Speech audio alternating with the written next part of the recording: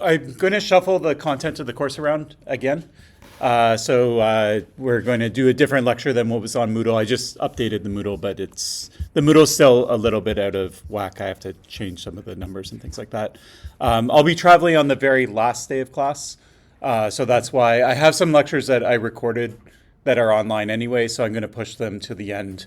But anyway, so we're going to do 3 lectures on policy, and then the last 2 lectures of the class will be on social engineering. All right. Is there any questions about anything? Yeah.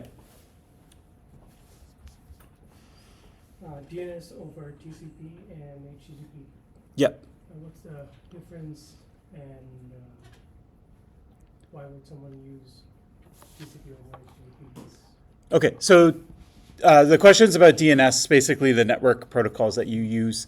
TCP and HTTP are different levels, so you use them in combination with each other. But both of those you could change. So at the TCP level, you could do UDP or TCP. And then at the HTTP level, you could do HTTP, HTTPS, or maybe something else kind of thing, yeah? So let's talk about the 4 different things. Okay. TCP and UDP, this actually goes back in the very first lecture. We had some examples of denial of service attacks. And we mentioned that with TCP, you have to do a handshake first. So I say hi, you say hi back. Then I say, give me the IP address for this particular domain. So it adds extra round trip time. Yeah. UDP, I just ask you right away and you accept it. So that's why people would prefer UDP. People prefer UDP over TCP for DNS because it's something you're doing so frequently. Like you do it every time you go to a website. You don't even just do it once. You might do it lots of times because you're loading a bunch of resources.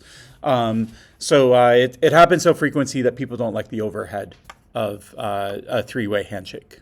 Yeah, and then also the messages are very short. So the requests and the response are short. TCP also gives you some like error correcting, and if you miss packets, you'll ask for them again and things like that. And it's thought that that's not so important for DNS because you're unlikely to lose packets because it's usually only one packet anyway. Like everything fits into a packet.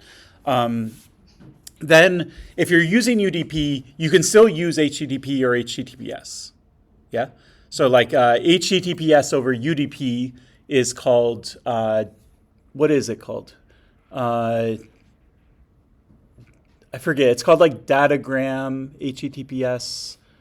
There's a name for it, but anyways, it is a protocol that people use, and it does compression as well. So we also talked about an attack earlier that was used compression, and so it applies to like HTTPS that's done over UDP as opposed to TCP.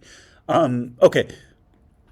So HTTPS, the main problem there is just the certificate. It's the same issue. It's like, how do I know the certificate of the DNS server and things like that, yeah?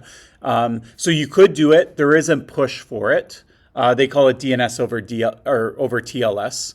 It doesn't necessarily use HTTPS. So again, we're kind of like, you can think of like kind of a 3-level stack. So there's TCP, UDP.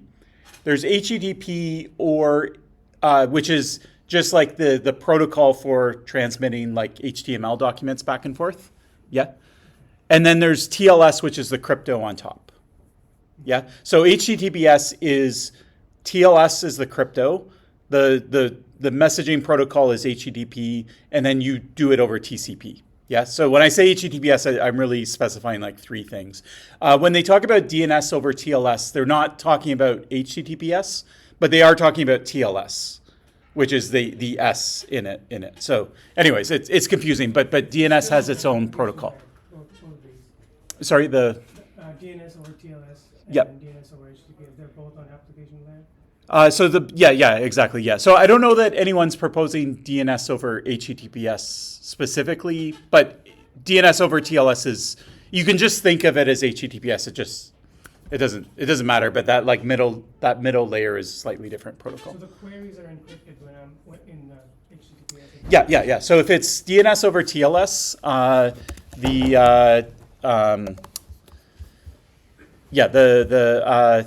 the queries are encrypted, and you have a MAC, message integrity, as well. So both of those are really important. One is I know that that information is not being changed, because when I do it over UDP and there's no encryption, a man in the middle, which is my Wi-Fi router or my ISP, I mean, they're giving me the DNS server anyway. So if they were malicious, but anyways, in theory, they could also just change the DNS values as they go across. Does the resolver decrypt the queries, or who does that? Yeah, so in DNS, over TLS, the resolver you have an end-to-end tunnel with the resolver. So the resolver is at the other end of the tunnel. So they're decrypting as well. So Yeah. if I was doing DNS over TLS, Yeah. I would need a certificate for that TLS. Yeah, yeah, you would need it for that DNS resolver. Yeah, from a CA, yeah. And then after I make the connection and talk to a website, Yeah. I make a separate CA, separate TLS. Yeah, yeah, exactly. Yeah. So think of it like say I go to Concordia, right? So it's like, forget about the certificates for a second. I go to DNS, what's the IP address? Then I go to Concordia and say, give me index.html. And then Concordia is also like, oh, by the way, go get this image from Google and download this JavaScript from GitHub and whatever, right? So for all of those connections, I'm getting certificates. So I'm getting a certificate the first time I go to Concordia.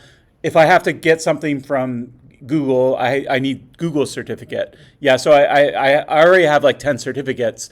This is adding 11th certificate, which is DNS is now giving me a certificate as well. Does this DNS over TLS have a similar root CA installed within?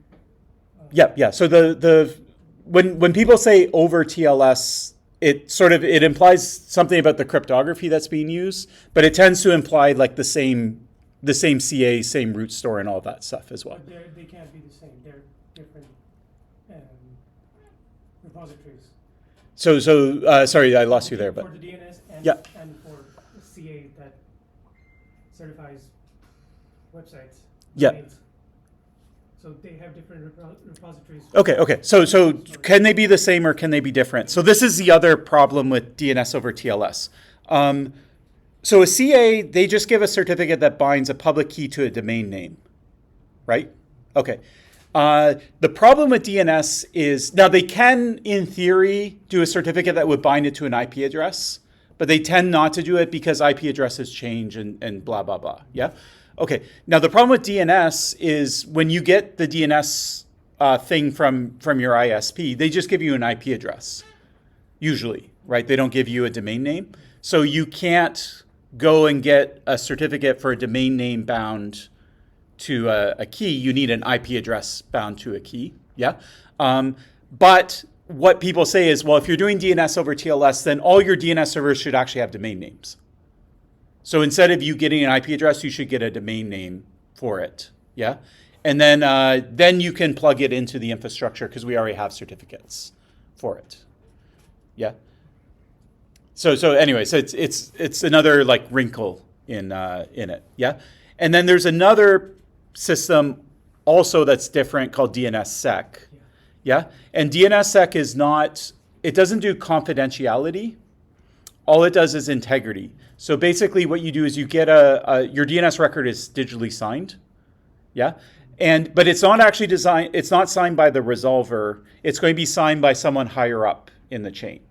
In fact, there'll be like a chain of certificates that go back to .com, and then from .com it will go all the way up to, there's 2 roots. So it has its own root store, and there's only 2 root certificates. It's like VeriSign and ICANN, and yeah, that's it. .com. Yeah, so they would sign .com's certificate, they would sign .org, .ca. Then .com would sign, if you got like pulpspy.com, then if I register it with Namecheap, Namecheap would go say, okay, this is the DNS record. Can you sign it because you're .com and this is a .com domain, yeah? And then it would sign it. And then I think the resolvers might throw a signature on it as well. I'm not sure I don't remember that detail. But anyways, you do get a chain of certificates. And now the problem with DNSSEC, this is the problem with it, is I'm like, hi, what's the IP address for pulpspy.com? They say whatever, 138. Blah, blah, blah, blah. That's really short. Oh, here's a certificate from me and another certificate from .com and another certificate from the root certificate, yeah? And so you end up with 3 certificates, and so the response like becomes 100 times bigger. Yeah? Do we ask for it, or they just, For DNSSEC? yeah? Yeah, so you can configure your browser to want DNSSEC, and then you have to get a resolver that supports it, and then you can use it. Yeah, but by default, you don't use it.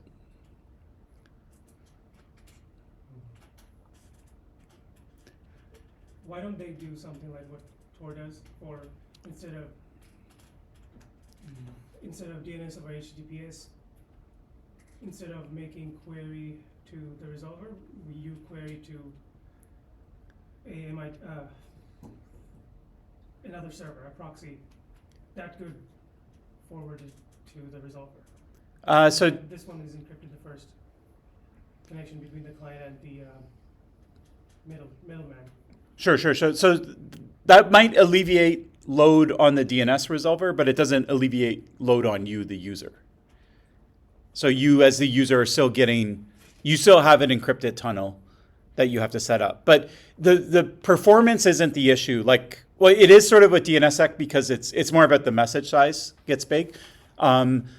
But the DNS over TLS, the issue is just plugging it into the PKI and then having to do a 3-way handshake. And I think I don't remember if DNS over TLS uses uses TCP or uses UDP. But anyways, like it's the PKI overhead that people don't like about it. Yeah, Really confusing. it's confusing. There's a lot of different options. None of them are perfect, and there's also everyone knows that like DNS is way not secure enough. But the problem is no one can decide on what the best path forward is. And then you also have lots and lots of devices like your Wi-Fi routers and things like that do some level of packet inspection, and they expect DNS to look a certain way. And when it doesn't look the way that they're expecting, then they crash. And then users are mad because their Wi-Fi routers aren't working. Yeah. So it's also really hard to turn it on. But yeah, like future devices will be compliant, but you have all these like, devices that people don't know how to update their firmware or whatever. And so it's always hard to roll out new network protocols. Yeah. One more question. Yeah. For DB validation. Yep. Domain validated Yeah, certificates. so- Yeah. So if we take Let's Encrypt, for example, so their method is to check for TXT records on their domain server, and then they confirm that you are owner of that certain domain, and then they confirm your SSL. So Yeah, so they do something more sophisticated than that, but let's pretend that they do that because it's more or less the same. Yeah. so it is a TXT. No, so they do an API call. So basically, they'll do an API call to your server, and then you'll respond. But it's kind of the same as fetching a file, like because it's still going over HTTP, and it's still based on an IP address that was given to it by DNS, and it's still the CA that's trying to reach your server and your server responding. So the fact that it's a text file or not is like a minor detail. This will be automated for both client and. That's correct. Yeah. So that's the main difference is that your web server is set up so that it responds to the API. So you don't have to like change the file or remember to put it there or any of that stuff. Yeah. And then it just automatically does it. It renews when it needs to renew. Let's Encrypt is free. So there's no it doesn't matter if they renew every 3 days or if they renew every year or whatever. There's no cost difference. Yeah. Yeah, so that protocol is called ACME, ACME. Yeah, but yeah, we didn't talk about it exactly, but a lot of the things that are based on the file would apply to it as well. There's ways of attacking it as well, which is like attacking it over DNS or intercepting the API call, that kind of thing. Cool. Yeah. Last time you mentioned that if we use DNS to replace some functions of the certificates, then how to deal with the time when the updates are spared in the network. Yeah. So the DNS is slow So that is a problem still. So if you rely on distributing your public key over DNS, let's say your key gets compromised, so you want to change your DNS record, it could take like on the order of 3 days to propagate. Yeah. And so you can't revoke any faster than that. And so that is a problem. It's definitely a downside to it. Whereas the CAs could revoke it right away if people are actually checking their OCSP response or whatever. Yeah. For the revocation, certificate revocation, what's the best method we use? So the best method is one that doesn't work, which is OCSP stapling. Yeah, because it solves the problem of the only problem with OCSP is just the load. So either CAs put up beefier servers that handle all the traffic, then it's a fine solution. But OCSP stapling is even better because it saves the bandwidth of you having to ask the server. Just the website does it once, and then everyone they give their certificate to, they also give like an attestation that it hasn't been revoked, and there's a timestamp on it. So you get the certificate, you say, oh, this, the server got this 2 hours ago. Yeah, maybe it was revoked in the last 2 hours, but anyways, I'm just going to go ahead with it anyways. And then it's cached and. Yeah, it's cached by the server, and they give it with every certificate. So when you get the certificate, you don't have to go ask the CA anything. You have it. It comes along for the ride with the certificate. Then you can check it out right away and then know that it hasn't been revoked. And so if you're Google, instead of every Google user hitting the CA before they trust your certificate, Google goes to the CA once, and then they send it to their 100 million users or whatever. Yeah, so it is definitely the best solution, but it has that exact same problem of like Wi-Fi routers and things like consumer IoT devices, that kind of stuff. They don't expect to see it there, and then when they do, they might crash, or some small percentage of them would crash, but it's enough that Google and like others are worried about it, and so they don't want to force that change. Yeah. Other questions? Okay. All right, so we're going to switch gears again, although we'll go back to web stuff in next lecture, but this lecture will be about something completely different.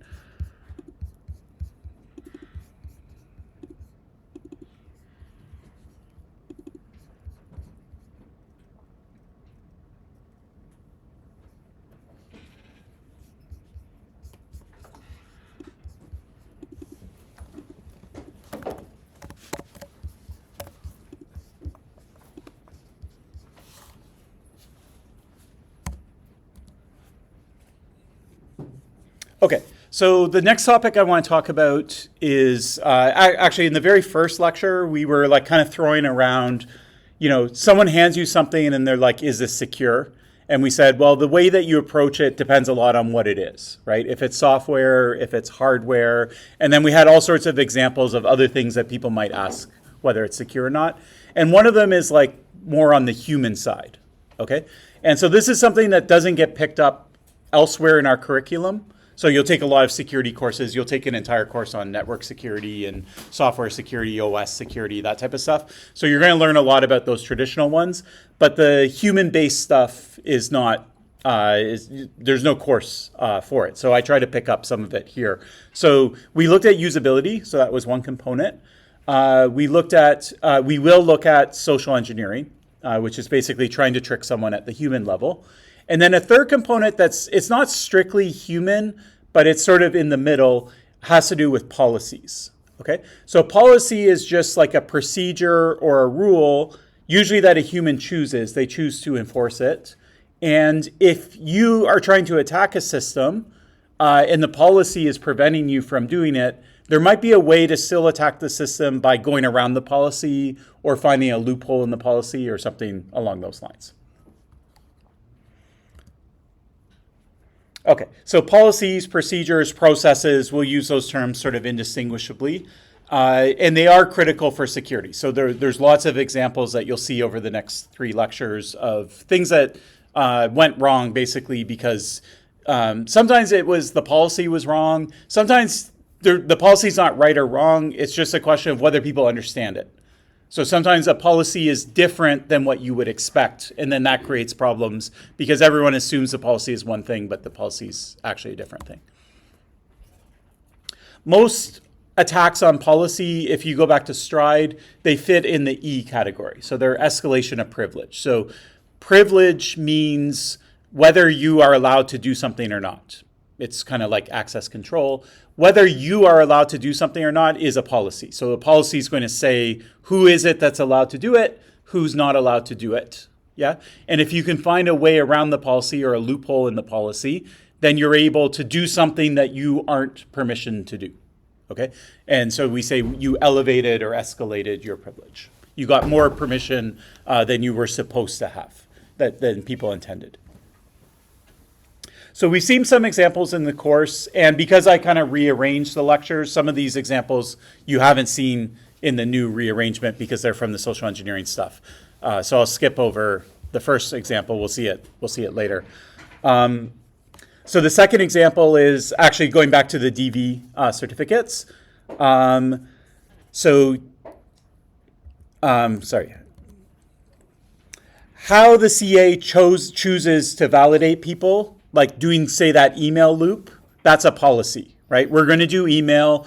We're going to send a code. It's going to go to admin@yourdomain.com, but then you could also pick other domains. So those are all policies. It was something the CA chose. They didn't have to do it that way. They have to do it some way, but why does it have to be exactly that way? That was a choice that was made, okay? And then some of the problems with that came down to the policy, right? For example, there was no established list of what domains you would send, what email addresses you would send that challenge to. So one CA had the policy of sending it to SSL certificates at yourdomain.com. Other people didn't know that that policy existed. And so Microsoft was happy to have someone register SSL certificates at live.com. Okay. They should have had a policy that said we reserve that email address. Okay. So that's a policy that they would have. Okay. So again, is that who's wrong in this case, right? The CA has one policy that they'll send that email. Microsoft is missing the policy that says they're going to hold that email back. As long as those two things are consistent, it's fine. So if both of them agree that that's a email that we can use and Microsoft then holds it back, there's no security issue. Conversely, if the CA never sends it to that email address and Microsoft doesn't hold it back, then that's fine as well. Okay, so it's not a right or a wrong. It's just that there's an inconsistency in the policies. The CA thinks that that's an email address that's reserved. Microsoft does not think that it's an email address that's reserved. Their policies are mismatched. Now there's a security vulnerability as a result of it. Policy flaws are not always attacks in and of themselves. A lot of times they lead to attacks or they're a piece of an attack. They can be technical. So we're going to talk today about one bigger example that's non-technical. And then the next two classes we'll talk about browser policies that were implemented, which are more technical. Another reason that I like to talk about it in this course specifically is this is actually a good area to work on because there aren't great evaluation methodologies. So there isn't a good way of saying, like if someone comes to you with a policy and says, is there a loophole in this policy, right? It's going to be hard for you to even figure out how to start on it. It's not like it's not like if someone hands you code and you're like, oh, I'll use static analysis tools or I'll trace it or whatever, you know? So we will talk about, at the end of the lecture, we'll talk about some ideas about how you can approach this, but there isn't a good consensus on it.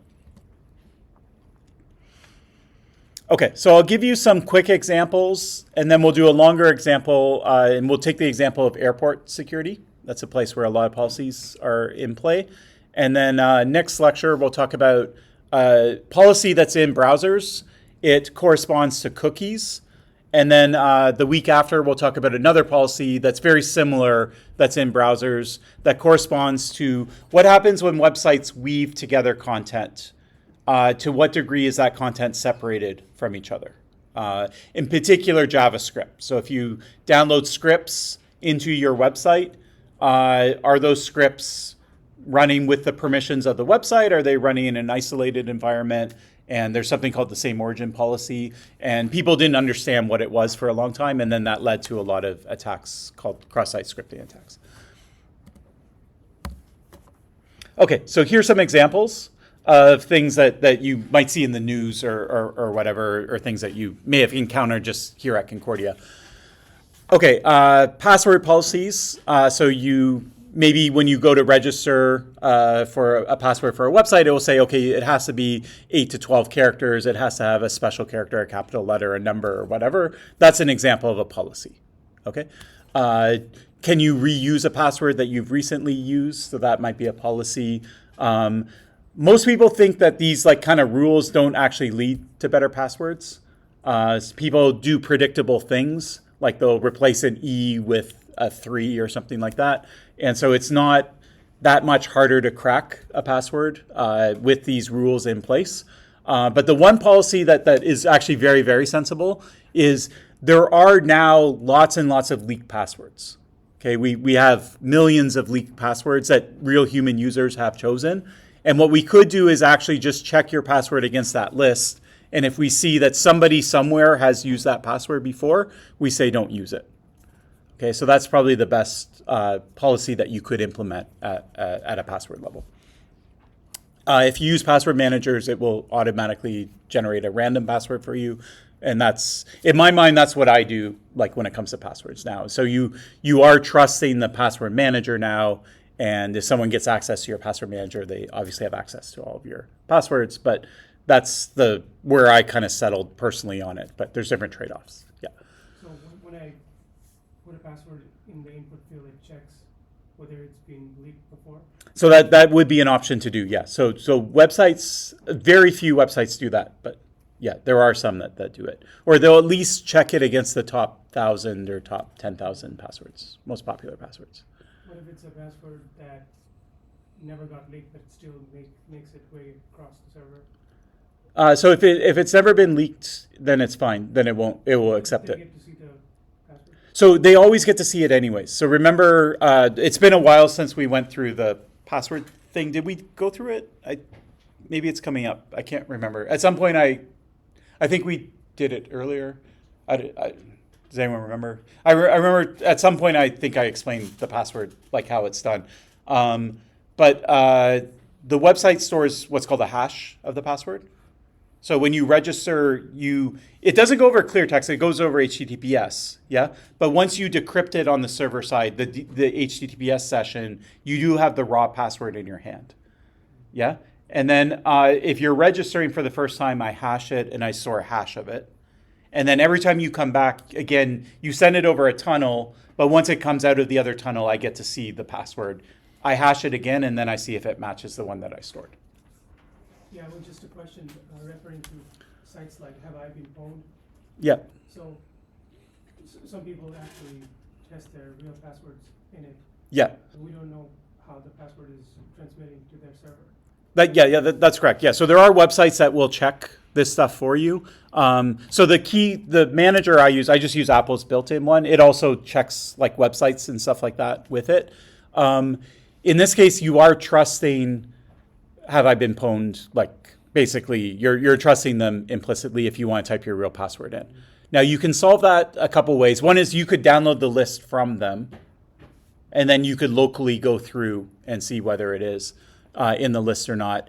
And I guess you could send a hash of it, and then they could check it if they have clear text. A bunch of them they have hashes anyways, but different websites do different hashing, and some use salt and some don't. And so it doesn't really work that well. Like you more or less have to send your raw password, I would say, yeah.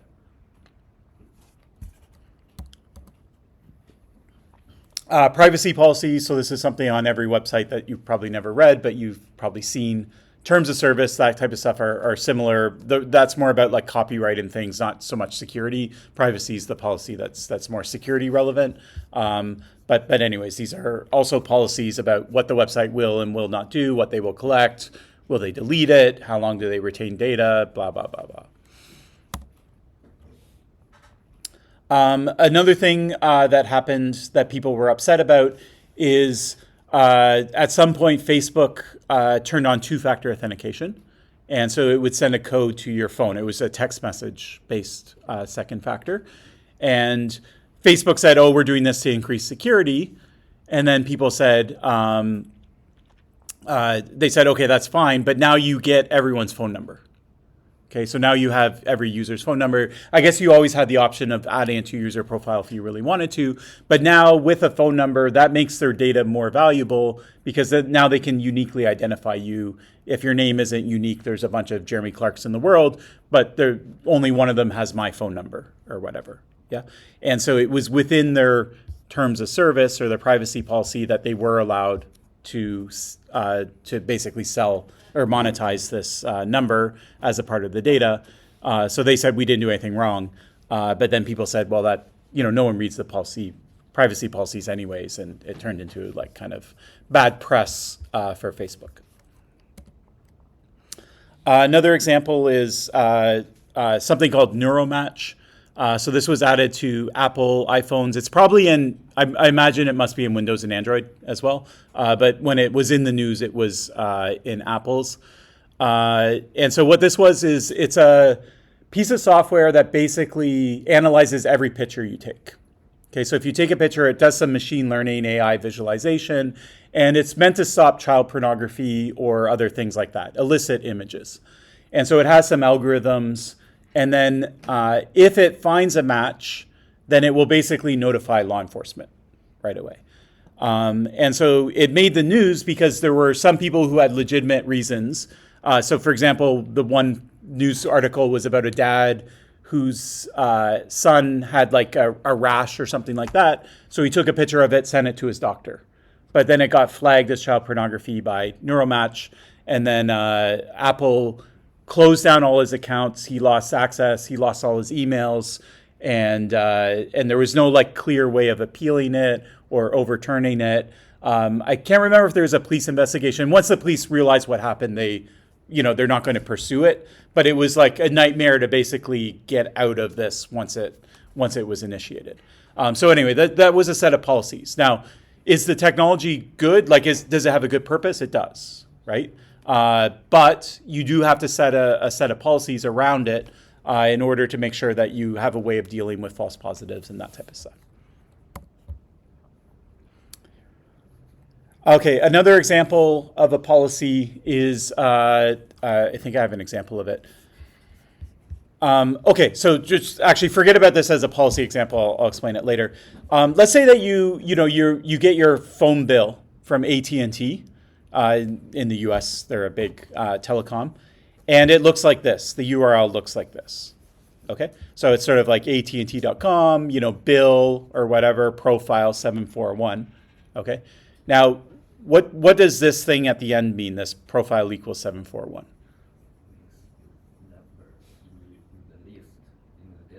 Okay, so that's my entry in the database. What if I change that to 740?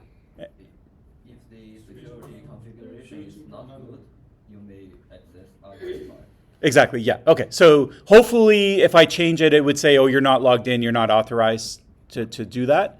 Okay, so it depends on whether they're basically, so you can think of the permission as, can I read this URL or not? Okay, so there's a read permission. And it's tied to one of two things. One, am I logged into the website? And then it's tied to my user account. Or the second is it's configured to just the secrecy of 741. Like nobody knows that I'm 741. I'm the only one that knows it. And so if you figured out I was 741, then you would be permissioned to read it, right? And so what happened is that AT&T, I think it was AT&T, they had bad security. And so somebody figured out that if you just change that number, then you can look at anyone's bill. Bills have private information. I mean, no one probably cares about how much money you're spending, but it does have your name. It has your address. It has your telephone number. That's personal information.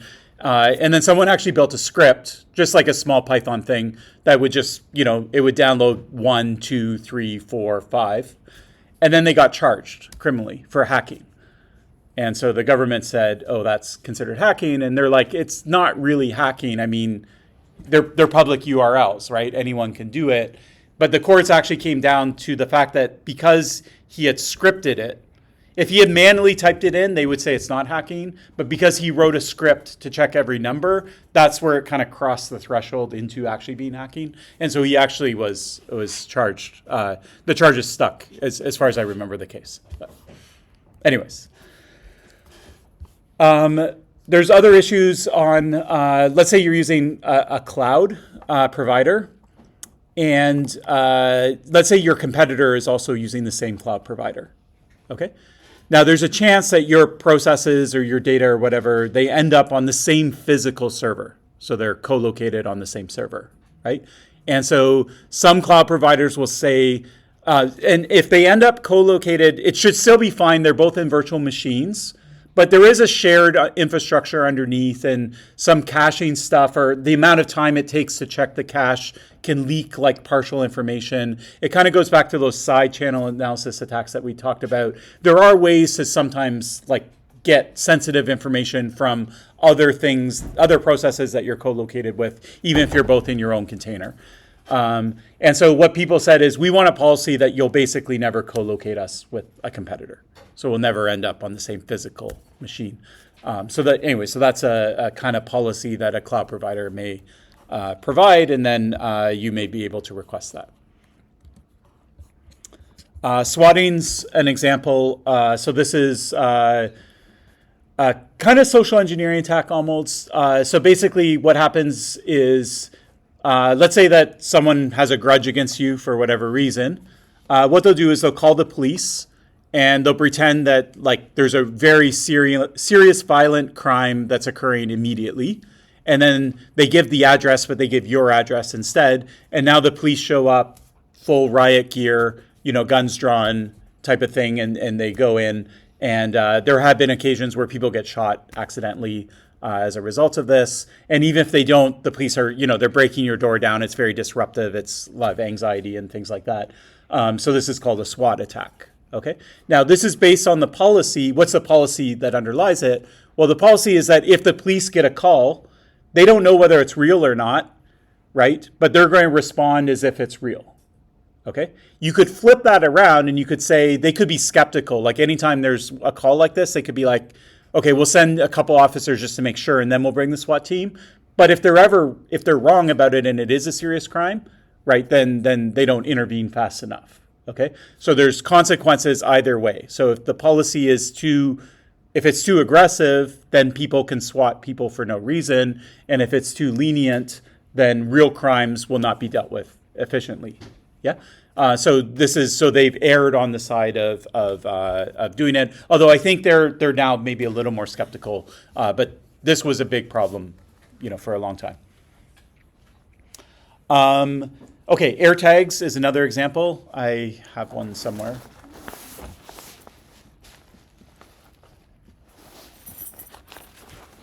So AirTags are a device. Oh, I guess I don't have it if I have it. Maybe it fell out.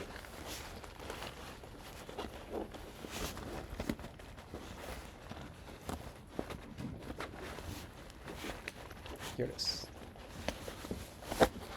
Okay, so this is the device. It's from Apple. And what this does is I have it in my bag, and I can check where my bag is. So if I forget in my office, I can check it. If I leave it at home or whatever, I can check where it is. Okay? How does this work? How does this thing know where it is? It's an Apple AirTag, yeah. Okay, what signal? So it's correct. GPS. Okay. So let's start with this. Okay. This could be a device that has a GPS in it. Okay. Is a GPS enough? So GPS means it knows where it is, right? But it also has to tell me where it is. Yeah? Okay, so if I'm close to the bag, it could work over Bluetooth, like somehow it connects to my phone. That's fine. But let's say my bag's at home and I'm at the office, right? How does this thing tell me where it is? What it does is, actually I studied about this topic, it connects to other iPhones present in the immediate vicinity, and by connecting to them, it starts sending its signal by that iPhone. Okay, good. Okay, so that's the answer that we're going to. Now, before we get there, though, you might think, well, maybe it has a Wi-Fi. So if this has, or like, it wouldn't be Wi-Fi, it would be like a 5G or something like that, okay? If this device had a GPS and it had a 5G in it, then it would be capable of tracking itself, okay? Then I could always figure out where it is, okay? And we have those devices. So those devices have been around for a long time. The problem with those devices is that they're a lot bigger than this. Okay, they're like a little device, like a phone size kind of device. Okay, not so handy to like throw in a bag. They're also expensive.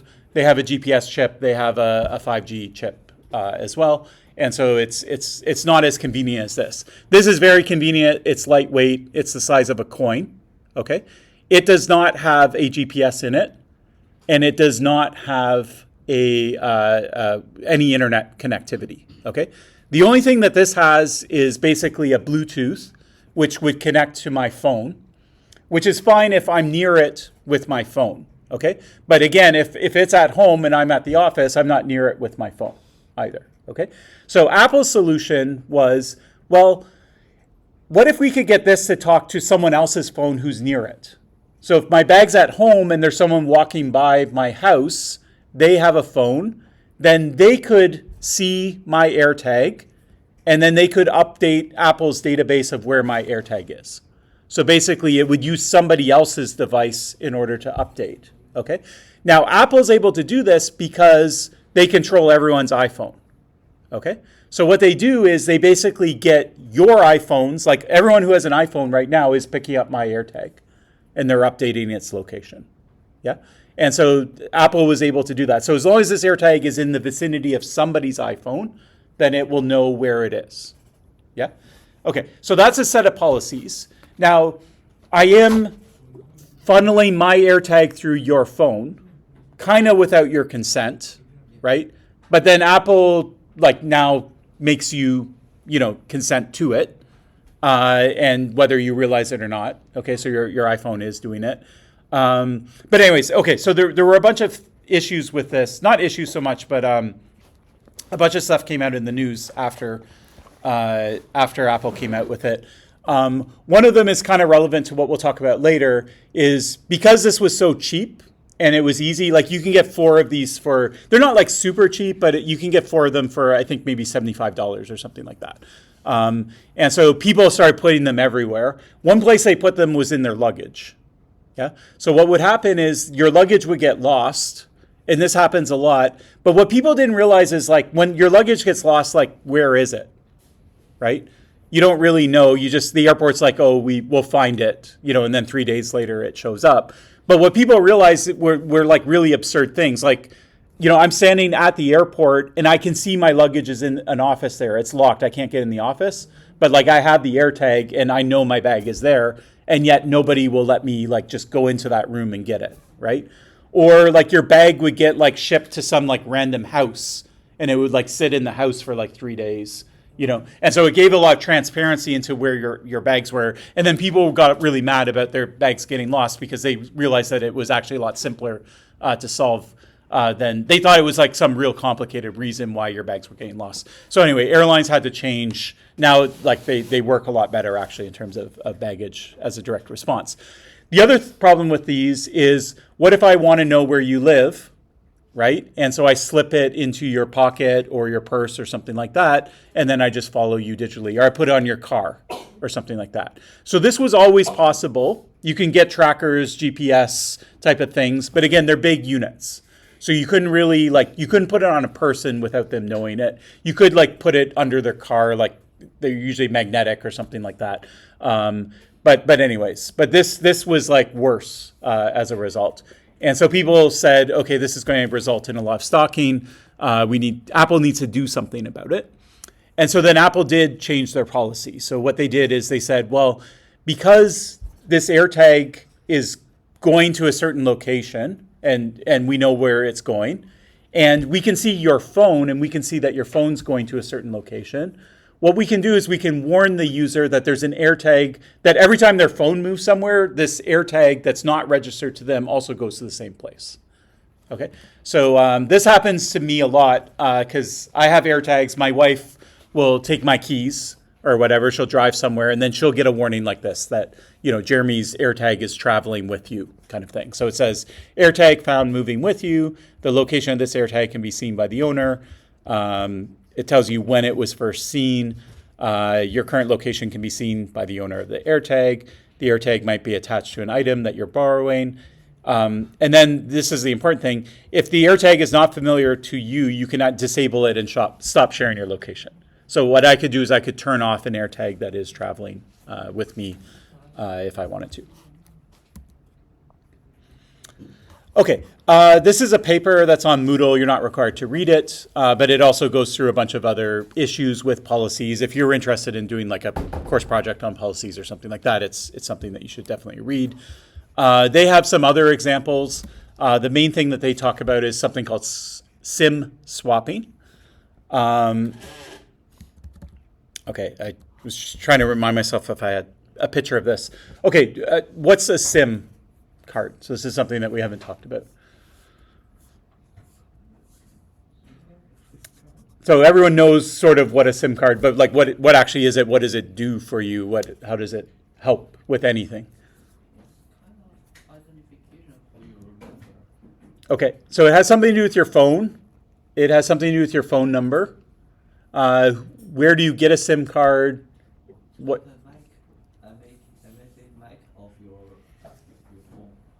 Okay, and can you change a SIM card? Yeah. Okay, so your phone could have SIM cards. Often they're like an actual physical device. Now they have eSIM, so more newer phones won't have it. If you travel like overseas or something, you might get a SIM card for the country that you're visiting because the telecom rates will be cheaper. Okay, so basically what I have is I have a phone, yeah?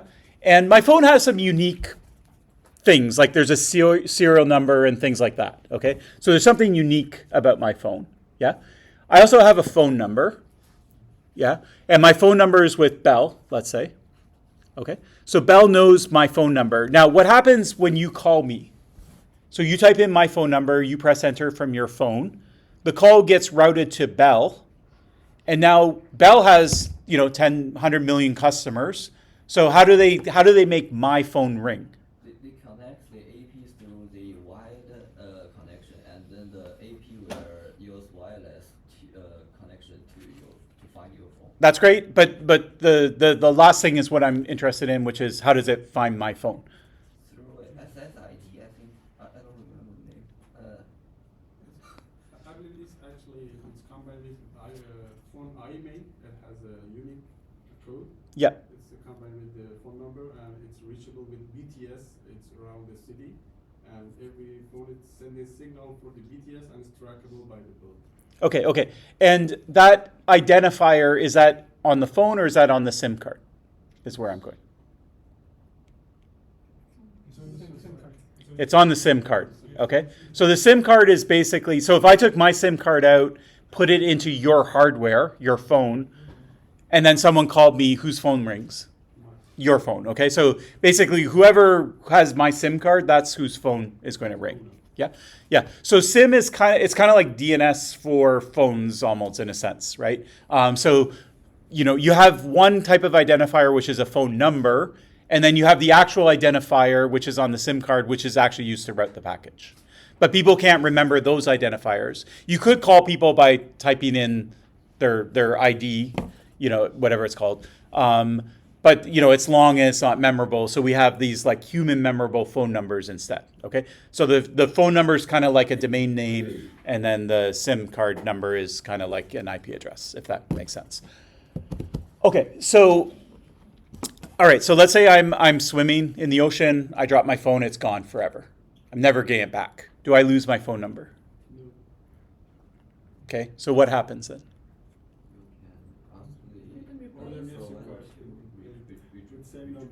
Okay, so do I get the same SIM card, same number? Same number, but same number.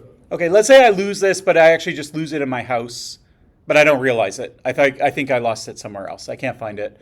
And then I go back to Bell and I'm like, okay, I lost my phone. They're like, no problem, we'll give you a new phone, new SIM number, all that type of stuff. Someone calls me, do both phones ring? No. Or just the new phone? The new phone. They deactivate The old phone doesn't? Okay, okay.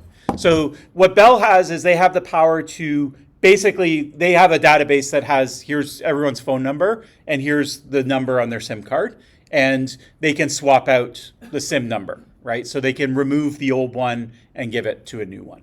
Okay, so Bell has that power, and that's what they do. Okay, now if let's say I'm not actually me, right, but I want to take control of my phone, and I call up Bell and I convince them that I'm me, right? Then I can get them to switch my phone number to the adversary's SIM card.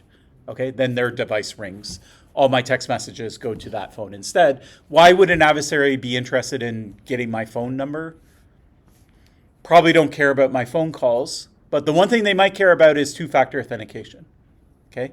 Two-factor authentication, those are codes that are going, if they're able to guess my password, but I have two-factor enabled, right? And you might say, well, now like we have Microsoft Authenticator and all these types of things, but almost every website, if you push it enough and you're like, I don't have access to that, at some point they'll be like, okay, do you want me to just text you? I'll just text you, and then if you can answer that, okay? So just because we have like Authenticator apps and things like that, the fallback for those things not working is usually they're willing to send a text message to your phone number, okay? So your phone number is still a very valuable commodity, okay? And so it leads to lots and lots of attacks. The place I see it the most is I work on cryptocurrencies. And so a lot of people have accounts. They have tons of Bitcoin or Ethereum, millions of dollars. And they have two-factor authentication enabled. And people will, spend a lot of time convincing the phone companies that they're that person. They get it swapped, and then they're able to defeat the second factor and steal all their cryptocurrencies. So what this paper did is they said, well, what's the policy? So you call someone up and you say, I'm Jeremy Clark. How do they actually figure that out, right? Authentication, asking some questions about database, postal code, and email address. And if attacker should be attacked, it easily can find the information about yourself. Okay. So they could ask about email, whatever, all the things that you said. That's the policy. Okay, so that's the phone company's policy. Yeah. Does every phone company have the same policy?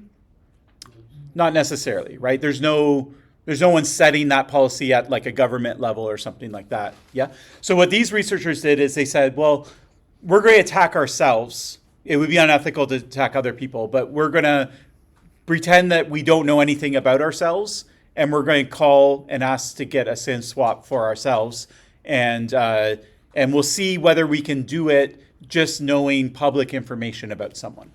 Yeah. And so what they found is that 50 times that they attempted it, 39 they were able to do the SIM swap. So that implies that the policies aren't very strong. Now the phone company's kind of stuck as well, because if you've never called them before, they don't actually know that much about you, right? And so they had some like sort of creative ways of like trying to authenticate you. One of them is they said, okay, who are the last 3 people that called you? Yeah. And so they said, well, only the person that has the phone would know that, right? Like no one else would know that. Is that true? No, if I call you like back to back 3 times, I know I call you. 100%. Yeah. So that's the attack. So the adversary can just call the number 3 times. They know they were the last, maybe from 3 different numbers. Then they call Bell, and Bell's like, okay, what were the last 3 calls? And then they just tell the 3 that they did. Okay. So this is an example of a bad policy. And we'll see a similar attack in social engineering, this AppMat example that basically has that same policy underlying it. And the underlying principle is that the last 3 people that called you, that is not information that only I know. It's control. It's not under my control. It's actually under the control of the last 3 people that called me, which could be the adversary. So because the adversary can control that information, then I shouldn't base my authentication on any information that the adversary can control. So that's the sort of the principle that would underlie it. But anyways, you can see that it's a bad policy. SIM recycling is also a problem where if people give up their phone numbers, then eventually, or I forget what it works. I think like the phone company still has your old SIM attached to your number, but then they give that same SIM number out to someone else. So then you start getting calls and text messages from other people, someone else's number that's not yours. And then here's just some news articles about, in particular, the like kind of cryptocurrency example of people using. So SIM swapping isn't the only attack. I also need your password and maybe some other things, but it's one component of an attack.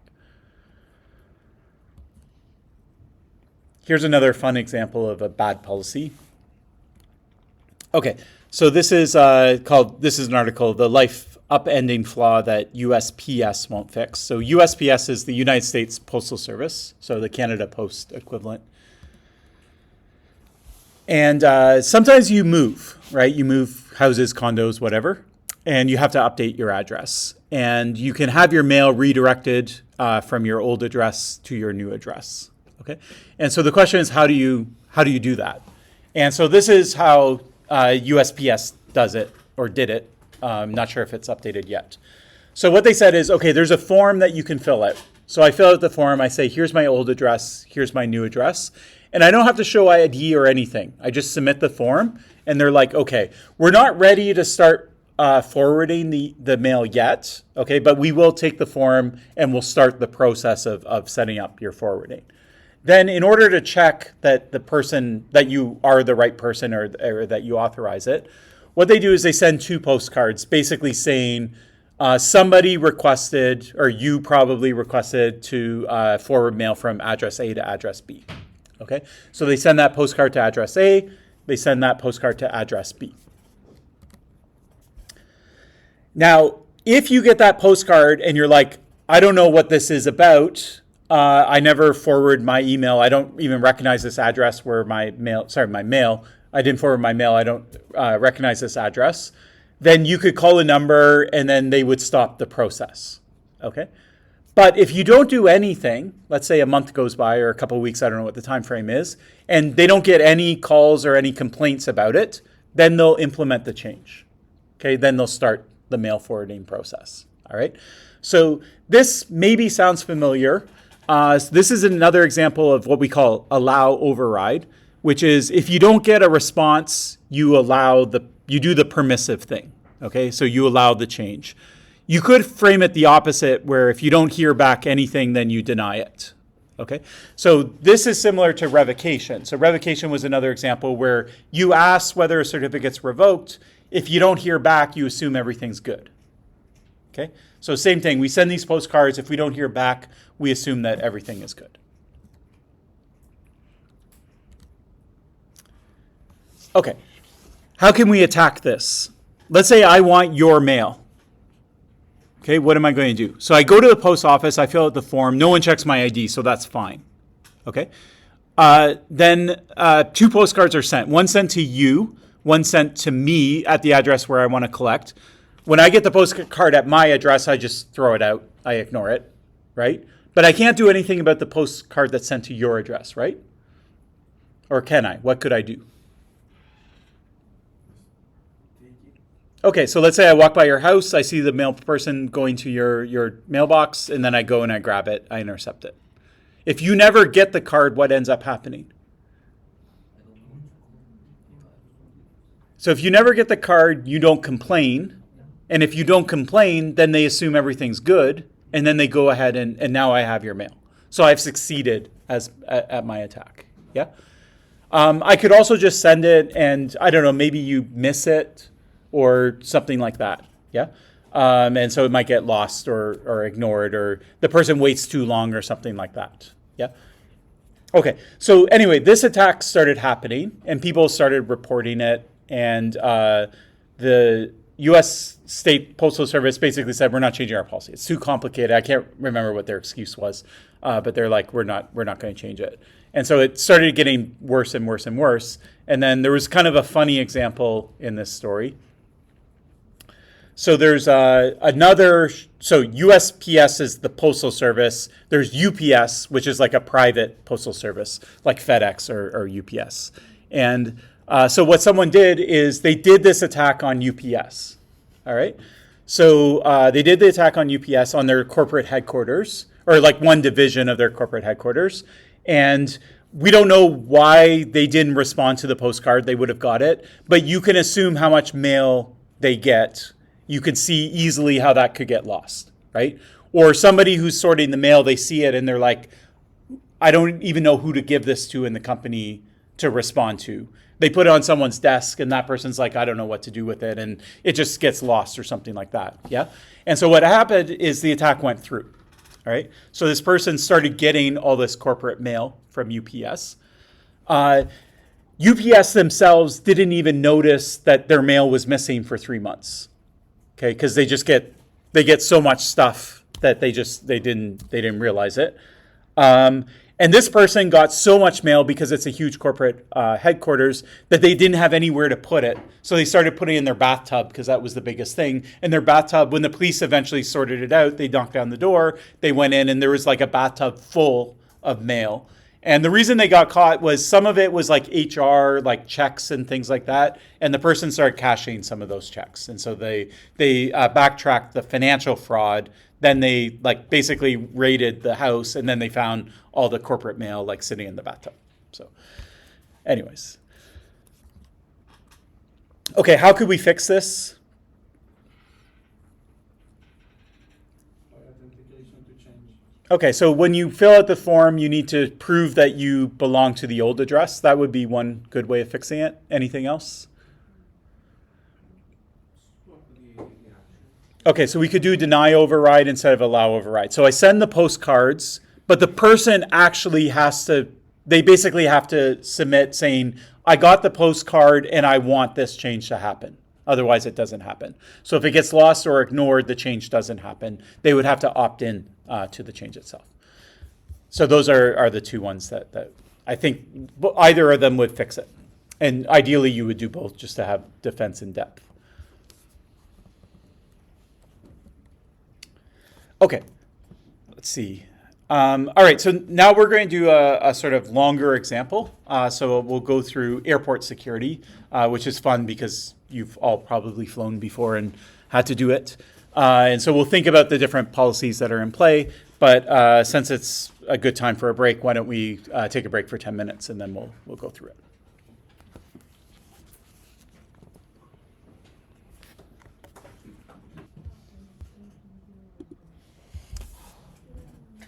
Okay, so let's take a trip somewhere. And where do you guys want to go? Hawaii? Sounds good to me. All right, so I want to go to Hawaii. What do? I want to get an airline ticket. What's the very first step? Okay, I'm going to buy the ticket. So that's true. So even before, yeah, I guess you need a passport as a prerequisite, but we'll start with buying the ticket itself. Okay, so I go to aircanada.com. Sorry, the slide says we're going to Bologna, Italy, but Hawaii sounds good too. So anyways, whatever, I buy the ticket. Is there any security? This is a security course, okay? Is there anything to do with security with just purchasing the ticket itself that you can think of? Okay, so what do they verify in terms of your identity? Okay, first off, let me ask a different question. Do they actually check my passport? Like, do they look at my face and look at my passport? No. Okay, so there's no ID check per se, okay? But I do submit my passport number when I purchase the ticket itself. We agree? Yeah? Okay, let's say I buy a ticket and I can't go. Can I give it to you guys to go instead? No. Okay, why not? Some information is Okay, so it is tied to my name and my ID or whatever, but who cares? Right? If I buy a ticket to a concert, can I give it to you? Yes. You know all of this from assignment 1? Yeah. Yeah? So what's different about an airline ticket? Security regulations. Okay, what are they trying to do? Why do they care? The passport usually that we give, it has a barcode and. They scan that barcode to verify your details. Basically. Okay, so that's how they're going to uniquely identify me. So I'm this serial number or whatever in terms of the government's database. That's fine. But why can't I give my ticket to you? If I can't go anyways. Because I think the passport whichever we submit and we use scanning thing, it will not match and. So they can just update it. What if I tell them, I say, okay, I'm giving my ticket from this person to this person? it's a policy. Okay, so it is a policy for sure. So that's Now, is it their policy? That we'll talk about in a second. But what's the motivation behind the policy? They make a check on Okay, so what's the link to terrorism? a background verification. They do like background checks, but I suppose they could like change the Basically, policy or passport whatever tells and. you the person's history and they can be tracked back. But when it comes to this, a person can come with his fake ID or a passport and maybe make fake passport with the stamping and everything, and you cannot track back. Even if you track back, you might go to the wrong person. Okay, so let's play with that for a second. Let's say I have a fake passport, but then I'll just go and register my fake passport name. Yeah, though, that is what you still will be the fake person, and in case if you are a terrorist or someone who is into black market or a bad guy, Sure. you will not be verified. So you Okay, but I will not be verified. Why, how? and because we cannot if we want to catch you, we go to the wrong address. I agree. That's the motivation. So how do we catch people that we have a set of people we don't want to verify? Okay, let's just be clear. We don't want them to fly. Yeah? So let's call it a no-fly list. Yeah, you've heard no-fly list? Okay. So this is why you give your name with your ticket and you can't transfer it. What happens is that when you book the ticket, the airline takes your name, but then they give it to the government and the government checks it against the no-fly list. Okay? Is it the So blacklist that they usually call? yeah, so people don't like the term blacklist anymore because it has racial, but they'll say a deny list. Okay. But it's the same concept. Conceptually, it's the same. It's a bunch of, like, if you're on the list, you're not allowed to do something, as opposed to an allow list, which you could do as well, which is these are the people who are allowed to fly. The problem is that the people who aren't allowed is usually way smaller than the people that are, so they tend to do a deny list instead of an allow list. Okay, so when you book a ticket, if you every airline will have a data of this no-fly list. So what do you think?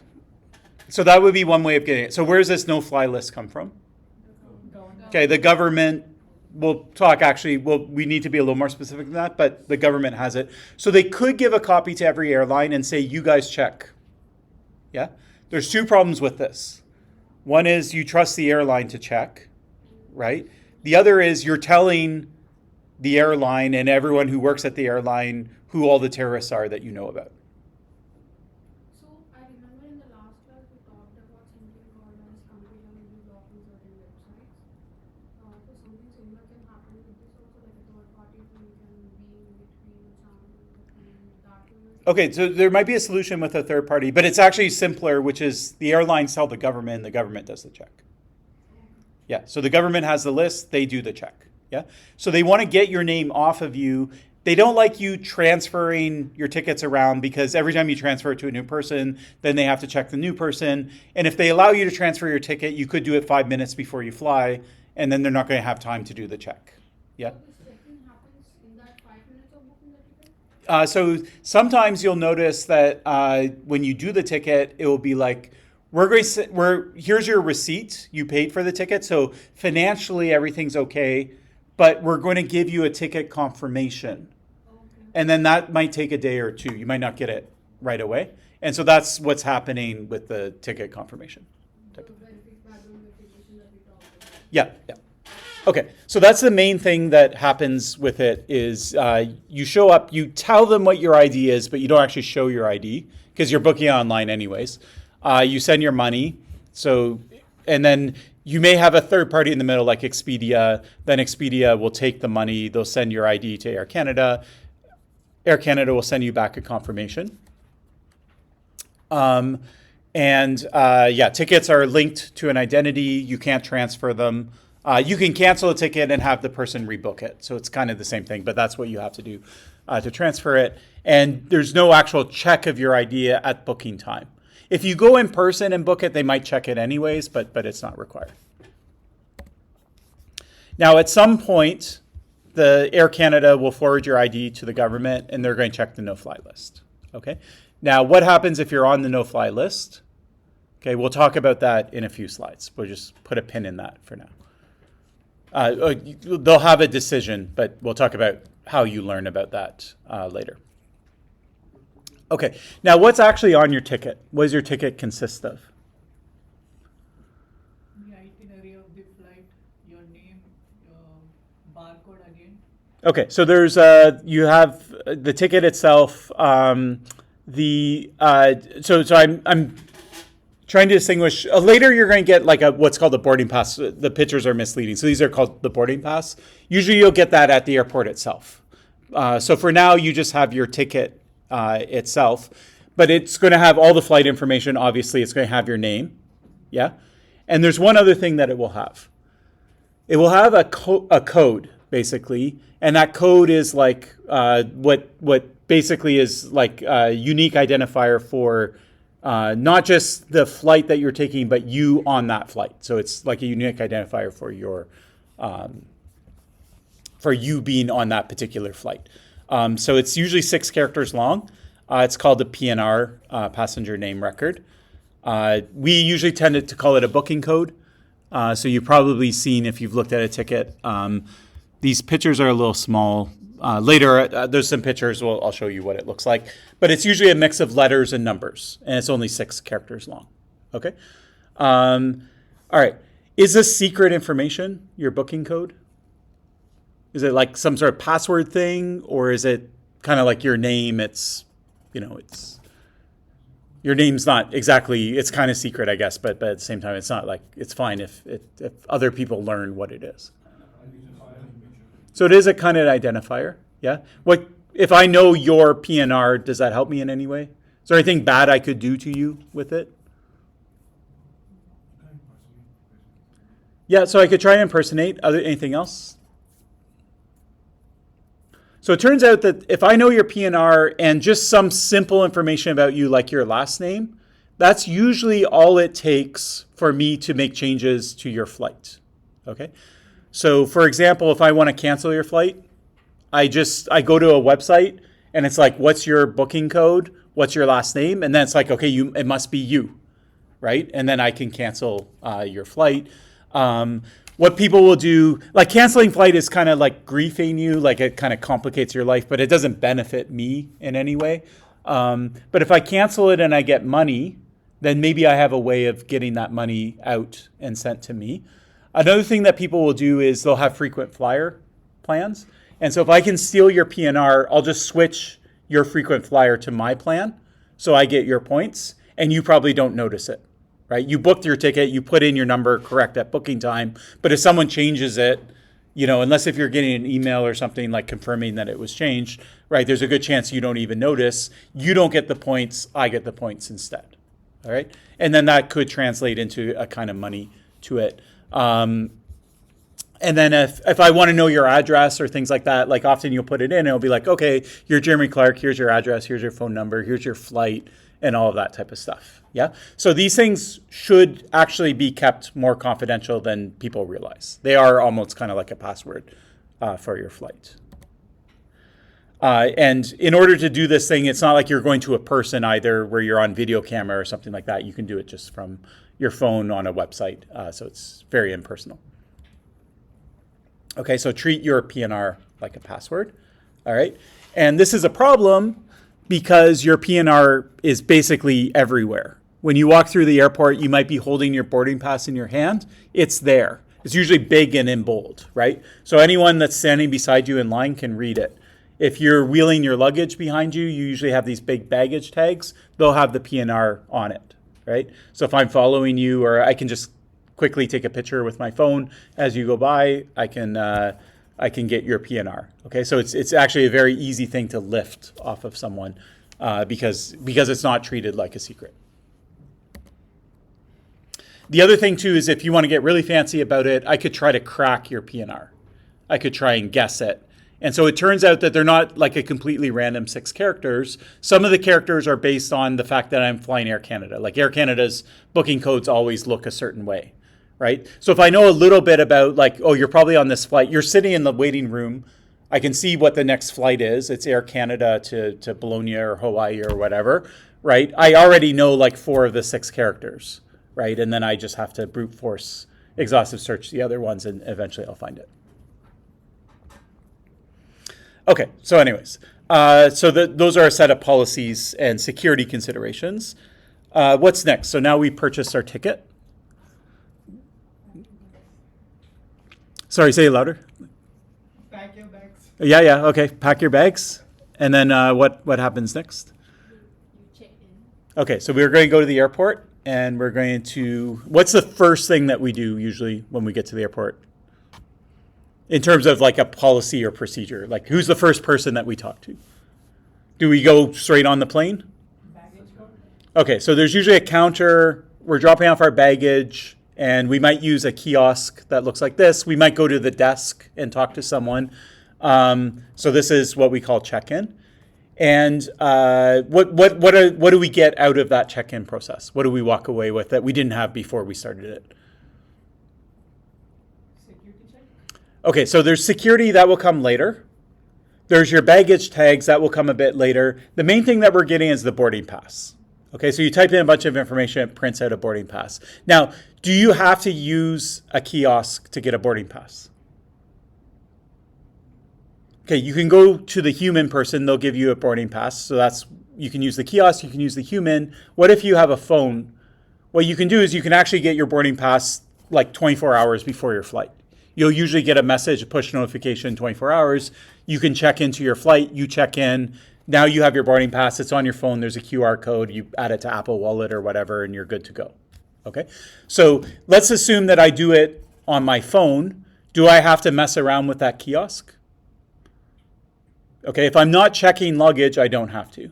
Do I have to wait in line and talk to someone? Again, if I'm not checking luggage, if I'm just carrying on, I can just go straight to the security line itself. Okay, so this whole check-in thing is optional. Okay, so just keep that in your mind. Okay, does anyone do an ID check at this point? So let's go through the options. I check in on my phone. Is somebody looking at my face and seeing whether it matches my passport? Obviously not, right? It's being done on my phone. Okay, what if I go to the kiosk? So it depends. So some kiosks will take a picture of you. Most kiosks will make you scan the passport, but sometimes you can just type your passport number in. And the reason they're scanning your passport is actually just to find your PNR, your booking code, and then they can pull up your information. So they're not, even though they're scanning your passport, it's not checking anything about your passport, it's just finding your record. And usually if you know other information, it gives you options. It's like you can scan your passport, or you can put the number in, or you can put your booking code and last name in, whatever. Yeah. So again, there's no ID check generally at a kiosk. Okay. If you wait in line and talk to a person, they usually will do it. Okay. But they don't have to do it, and it doesn't really go anywhere, but they usually will take the passport and check it anyways. Okay, now let's go back to this no-fly list. Okay, let's say that your name is on a no-fly list. All right, what happens? Is it like you get emailed ahead of time that says, "Oh, you're on a no-fly list. Sorry, like we can't confirm your ticket." So that could be option A, right? Option B is when you show up at the airport and you check in, right? Then they say, "Oh, you're on the no-fly list. We won't check you in." Okay, and so generally the way it works, a lot of this is like secret and things like that, like it's secret agencies, spy agencies and stuff like that. But generally the way it works is they don't tell you ahead of time, okay? You don't know you're on a no-fly list until you're at the airport trying to check in. And you'll try and check in on your phone first, and it'll say, oh, there's an issue. You have to see a person, right? And there's a couple other reasons why you might get that. That's not necessarily because you're on a no-fly list, right? And then you'll go up and you'll talk to the person, and they'll say, okay, you're on a no-fly list. Because you're there in person, it also gives law enforcement a chance to arrest you if they want to arrest you or something like that. So they brought you into the physical airline. So the verification that we talked about, the confirmation that we're going to receive, so that really doesn't matter? Okay, so let's break this down. There'll be a slide here. Let's say I go to that desk, and so I try to check in. The kiosk isn't working. My phone's not working. It says go talk to a person. So I wait in line, and now I'm talking to someone. Who am I talking to? Am I talking to a police person? Am I talking to a security person? Am I talking to the airline? Like, who is it that's sitting behind that desk? The infrastructure Okay, so it's an employee of the airline itself. So it would be Air Canada or whatever. And you know, like the desks are usually sorted by the company. So Air Canada has their desk and in a different part of the airport, other airlines. Okay, so that person knows that I'm on a no-fly list. So how did they know? Right? And so what happens behind the scenes is sometime after I book, Air Canada will send my ID to the government. They'll say, okay, this person's on a no-fly list, and then they'll notify Air Canada. And then Air Canada will put it into their database so that when the person comes to check in, then it's flagged as not being allowed to do it. So what the person will do is they'll be forced to talk to Air Canada. Air Canada will have the deny in their database, and then that person's going to enforce the fact that you're not allowed to get a boarding pass. And they'll stop you from getting a boarding pass. Does that make sense? Yeah, but we talked about the confirmation in the email first. Yeah. So the confirmation email, it would be another chance. So again, like this stuff, I'm kind of like reading between the lines of news articles and things like that, and I'll show you an example. So some of this stuff I'm just inferring. It's not like it's written down somewhere, but my understanding is that confirmation email, it's an opportunity for them to say that you're not allowed to fly, but they seem to not do it. They seem to make you come to the airport before they tell you. So that they can have to ban it. Probably that's the reason, if I had to guess. But it's also a liability risk because you're bringing a potentially dangerous person into an airport as well. So I don't know the exact in and outs of why, but yeah. Okay. And then every now and then you'll pick up the news article. And so here's someone, a kid who's 4 years old, who's on the no-fly list. Okay. Why is this kid on the no-fly list, do you think? Do they look like a terrorist? Okay, so you never know. Maybe they're a terrorist, but usually 4-year-olds aren't. Probably more likely they have the same name as someone who actually is. Okay, and so what do you do in this particular scenario? So it's sad, but like there's probably 3 news articles about this same kid. So the same kid got rejected, and then they went on a trip later, their family, and then he got rejected again. And every time he gets rejected, they write a news article about it. And there's a bunch of people who are like, you shouldn't put kids on no-fly lists and things like that. But the problem with it is that because it's all like in secret and no one can see the list, no one knows who's on the list, and you don't even know who to complain to. You can complain to the airline and say, okay, this person shouldn't be on it, but it's not in the airline's control anyway. Right, it's in the government, but like where in the government and who do you complain to? It's all, it's not very transparent. And then the list itself is also huge. Okay, so Canada has their own list; it's really big, and then they also subscribe to a U.S. list called TwoScan. This was like leaked, so no one knew about it until it was leaked. But this one is populated by the U.S., so the U.S. controls this list. Journalists claim that 40% of the list, they don't see any ties to terrorism. And if somebody wants to add a name to a list, essentially if you're in any kind of like law enforcement position in the US, you can get somebody added to the list. And all you do is fill out a form. So some law enforcement, they're doing an investigation. They want to just make sure the person doesn't flee, so they just fill out a form and now they're on the no-fly list. Okay, so very, very easy, low friction to get someone on the list. What about if you want to get it off?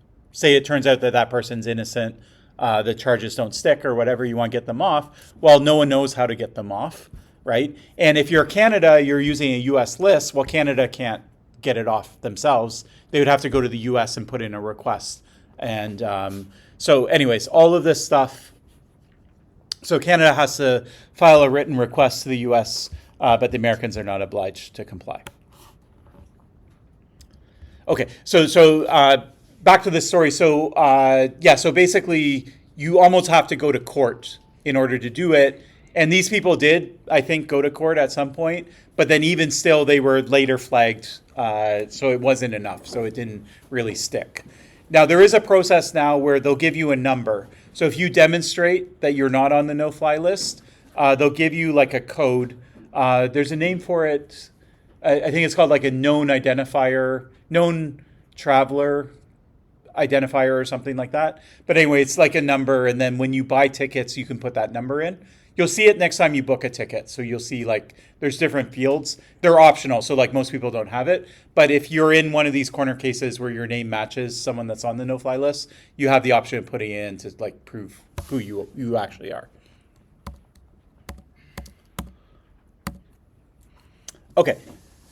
All right, so now we've done our check-in. So either on the phone, we've gone to the kiosk, or we've gone to the person. If we're eligible to fly, then we get a boarding pass. Okay, so a boarding pass looks like something like this. It has a bunch of information on it, so it has a name, right? You can see this confirmation or booking code. So this is what I'm talking about, LDBN 50. That's that 6-digit or 6 character code. Lots of flight details and things like that.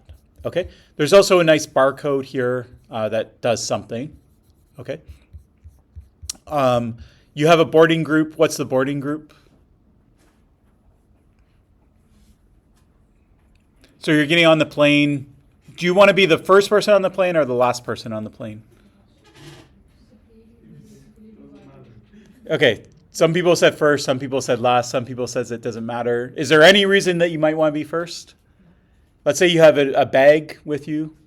You'd like to put it in the overhead container right above your seat. You don't want to put it at the back of the plane or the front of the plane, or get on the plane and there's nowhere to put it, and then now they're like trying to decide where to put it. And if it's behind you, you're really bad, because when you're getting off the plane, everyone's in the aisle, so you can't like crawl back to the back and get it. You basically have to wait for everyone to get off the plane and then have to get it. So most people prefer to board first. Usually if you fly first class or you have loyalty points or something like that, it tends to bump you up in terms of how early you can board the plane. Okay. So that's your boarding group. What's this TSA pre? Anyone know?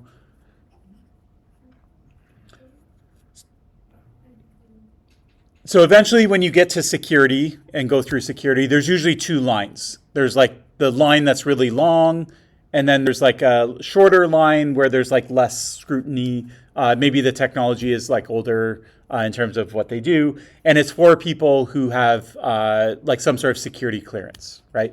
So it could be like a Nexus card in Canada. And then in the US, they call it TSA pre-approved. So you still go through security, but it's sort of you're scrutinized less. Okay, now here's a question for you. Let's say that I don't have TSA pre, right? But I show up and I look at the line and it's really long, and I'm like, man, I wish I had TSA pre right now. What if I just change it? My boarding pass is like literally something that's on my phone, right? It's just like I could have a picture, like they're just scanning the QR code. They're not even looking at it. So I just quickly load it into Photoshop and I put TSA pre on it. Right? Maybe while I'm there, I update my boarding group. I don't want to board with group 4. Maybe I'll make it group 1 instead. All right. Do you think, now there's this barcode on it, right? Is that going to somehow stop me from actually changing the information? They change the code frequently in your phone. So that's possible, maybe, but anyways, you can also pre-print. You can get them by email and print them out. Right, so you can say, give me my boarding pass by email, and then you can print it out at home, and then it's definitely not changing between, yeah. Depends on the information is included on the barcode or not. Okay, let's say it is. Is it hashed? Okay, so that's actually the right question. So is there some sort of cryptographic thing? So there's world A where the information's not in the barcode, then we can just change it. There's world B where it's in the barcode, but if I can read the barcode, I could change it in the barcode too. If there's no like cryptography or signatures or anything like that, then I'll change the boarding pass, and then I'll change the barcode too, and then now they'll match. And then world 3 is there's some sort of crypto that's being in that barcode, and that's stopping me from changing it. I'm going to get caught because the information's not going to match what's there, and I don't have the right signing key, so I can't change the barcode. Okay? What world do you think we live in? If you had to guess.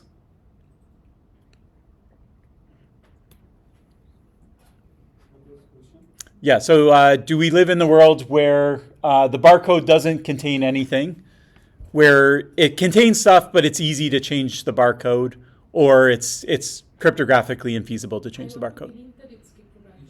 Okay, so that would be a nice world to live in, right? In terms of security. It makes the most sense, right, in terms of security. I can tell you right now, just looking at this picture, that we don't live in World C. Okay. How do I know? It's because signatures are pretty big. Yeah, they take a lot of bytes, and that barcode doesn't have enough space for a signature. You can get a signature on maybe a 2D QR code, but it's got to be a pretty big barcode. If you remember, actually, if you did that whole COVID thing and COVID passports and things like that, people were walking around with these QR codes. If you remember what those, they were like big, right? They were a lot bigger than like a standard QR code. Those had signatures in it. So that's like kind of the size of a QR code. So you could definitely put it on a plane, but like this is two-dimensional. There's no way there's a signature in it, okay? So it turns out that we live in world B, where the information is in the barcode, but it's trivial to change the barcode. You can just read it. There's no protection. It's in a standard format. You change the information, you write a new barcode, and someone actually built a website, friendly website that lets you do this. So you just go to the website, you type in what you want, and then it will print out the barcode for you with the boarding pass, and then you can take that. And you can change your boarding group, you can change your PSA, you can change your name, you can change anything. Now, some of the things, if you change, you might get caught later. Okay, so we'll have to go through the whole process to see what you can and cannot change. But anyways.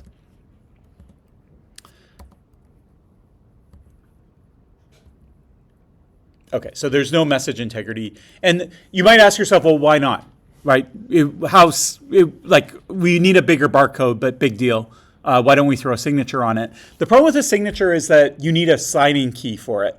And then someone has to have the signing key. And then if these kiosks are printing it out, is the signing key on every kiosk? And I would just have to hack one kiosk somewhere in the world from Air Canada, and now I have their signing key, and I could break it anyways. Okay, so my reason for suspecting why they don't use signatures is just it's actually a PKI problem. It's the key management problem. There would have to be too many copies of that secret key everywhere that it would never work. Okay, so now we have our boarding pass. What do we do next? Where do we go next?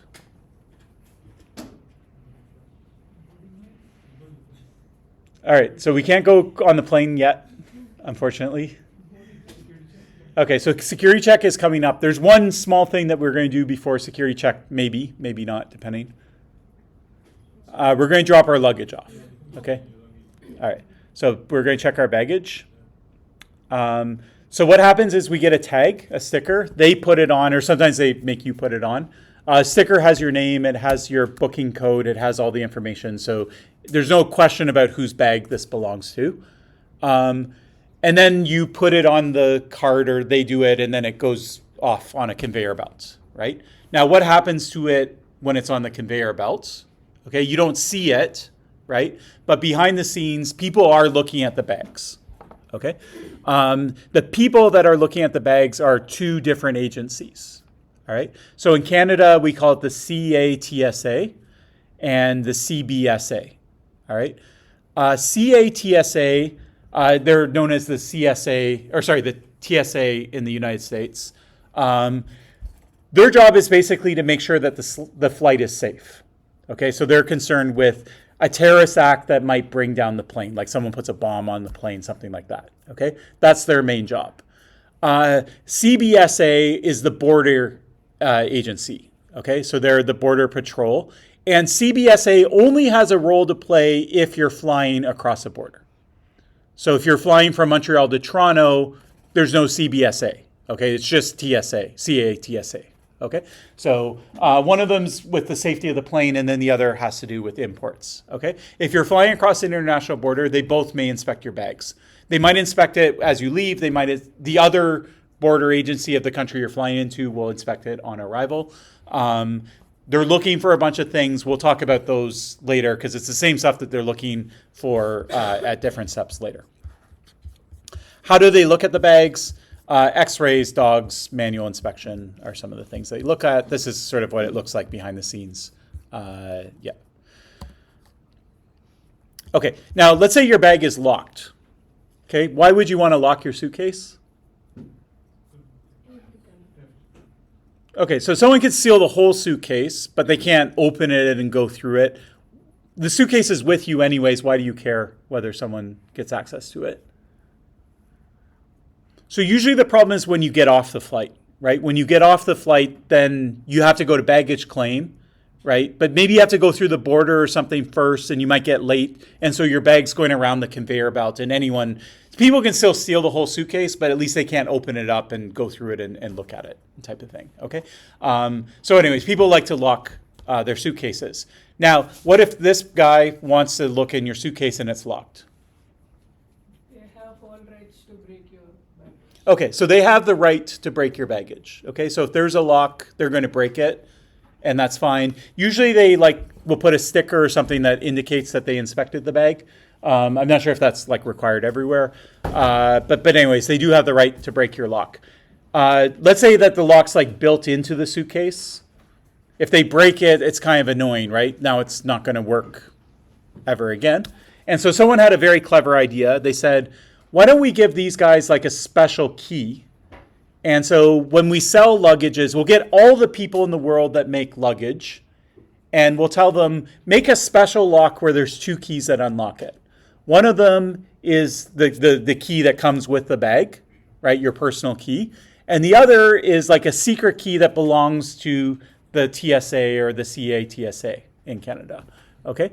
And they can unlock the bag, they can inspect it, then they can relock it, so then when it comes off the conveyor belt, it's not broken open, it's still locked, so other people can't root through the bag, and it doesn't break the lock on the bag itself, okay? So that seemed like a good idea. And next time you buy luggage, look closely, and you'll see if there's a lock on it, it will say TSA approved lock, okay? And that's what that means when you see it. Okay. Oh my god, this is the first time I got to know this. Yeah, great. Now, is there any problem with that? How to manage the process? Because apparently every year or quarterly you might change the design of the bag. So you have a bunch of keys. Okay, so they could change it over time, and now you're going to have trouble because bags that were manufactured under the old key, you can't do anything about, or that type of thing. So that's fine. So rolling over keys is hard. Any other issues? If one key is from the master key is lost or misplaced or whatever, it can be used, it can be copied, 3D printed or whatever. So Okay. then it's not secure. Okay. So this agent here has that key. They have that master key, right? If they gave the master key to you, what does that mean? That means you could unlock every bag. Okay? All right. Now, this person has the key. How many other people have the same key? So the customer has their own key, but how many of these TSA agents have the key? So basically every TSA agent that's in bagging inspection, how many are we talking 5 people? No, every airport has 10 of these people, and there's a lot of airports. Yeah?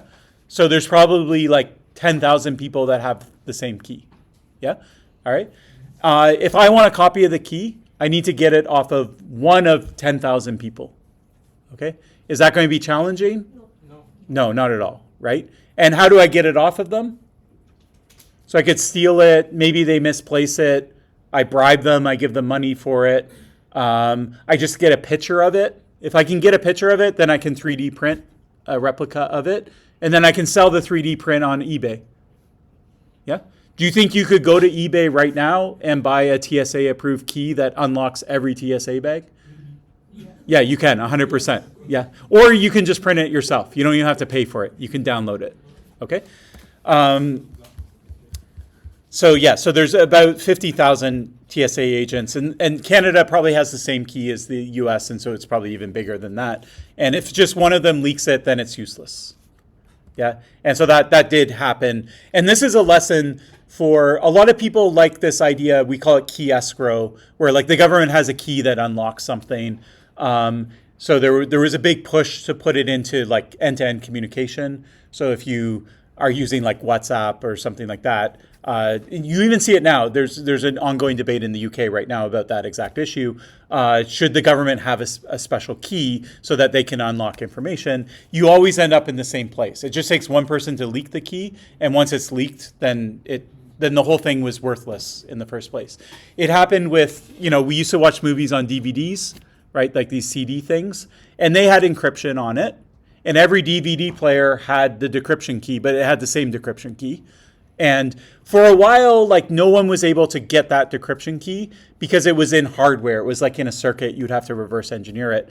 But then eventually they came out with software DVD players so that you could watch DVDs on your computer.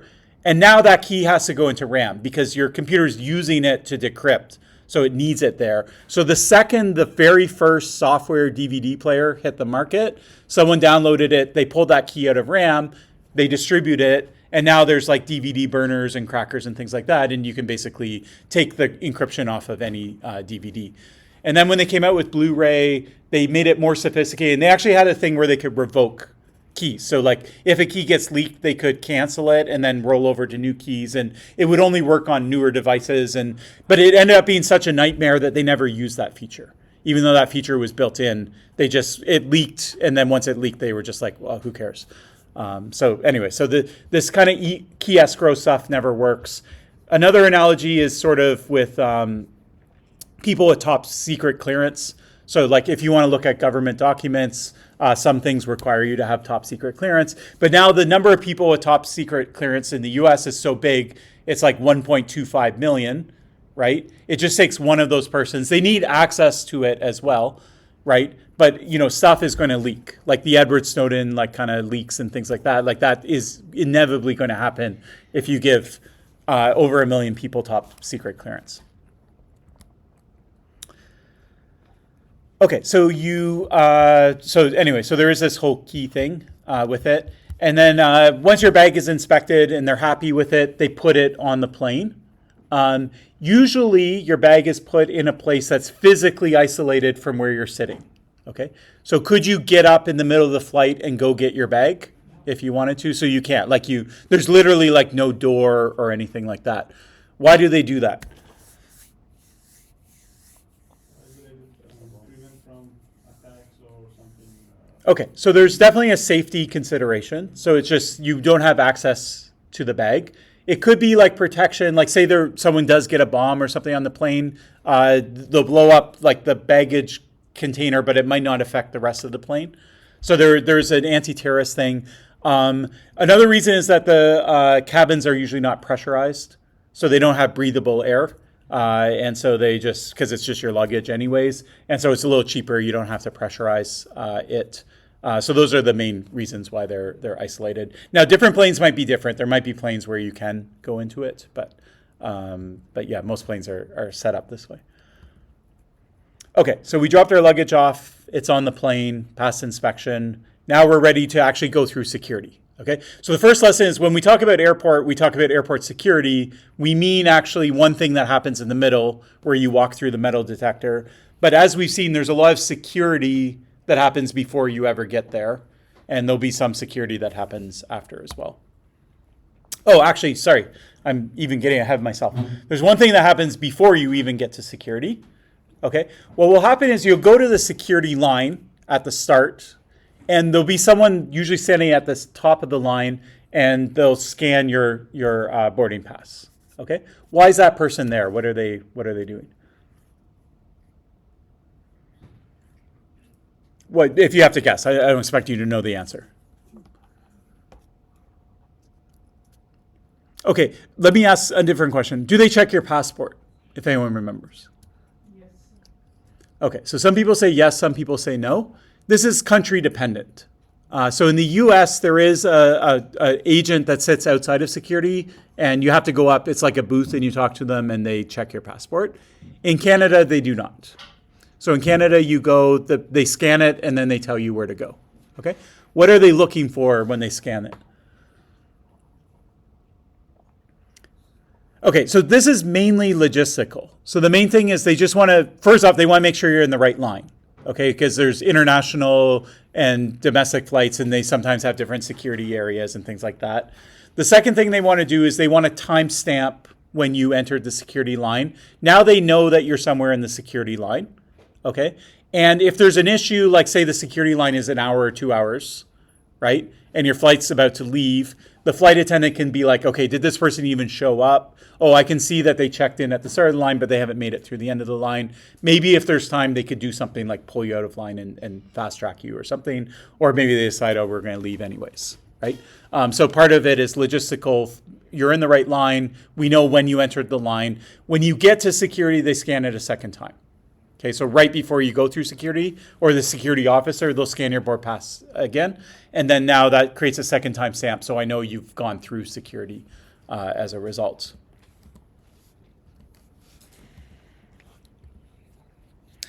Then everyone thought that that was it. These were just people, they were just there for logistical. There's no like real security purpose to it. And then somebody leaked from the TSA, they leaked a document to a newspaper or like an online, The Intercept. And they said, oh, actually these agents, they undergo special training and they're not actually just like scanning your barcode for no reason.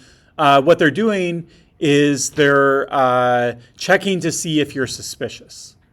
Okay, they're looking for suspicious behavior. They have special psychological training. And depending on how you behave, they may like try and do something about it. Now, not every person necessarily went through that training. So, and in Canada, we don't know that they have one of those programs, but in the US, they did have it. So the program is called SPOT. And it's fun to sort of look through the document. I'll pull it up. It's also on the Moodle.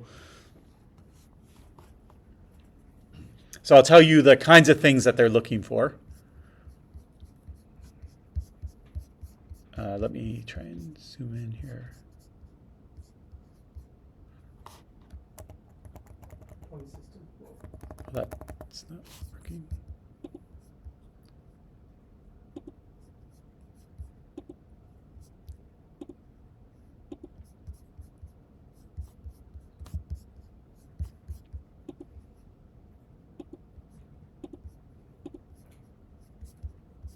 Okay, maybe I should actually go to the Moodle and get the proper PDF of it. Oh, by the way, someone was asking about the exam, and it still shows up as tentative, but I did get the official exam list, and it's at the same time. So the tentative one is correct.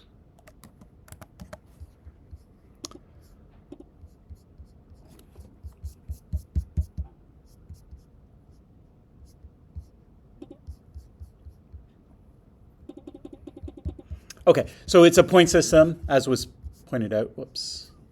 This always happens every year where I try and move around in the document and it goes back.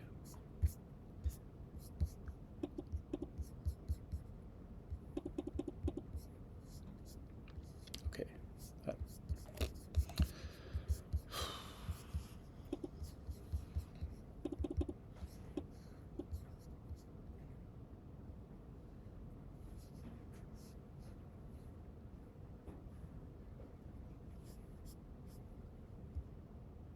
Okay, I can't, if I scroll to the side, Safari gets confused and thinks I want to go back instead of scroll over.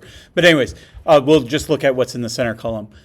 So there's factors based on fear, deception, and they're going to give you points if you exhibit certain behaviors. So let's say that you're hesitating when you go through the checkpoint, then you get 2 points. If you have a cold, penetrating stare, you get two points.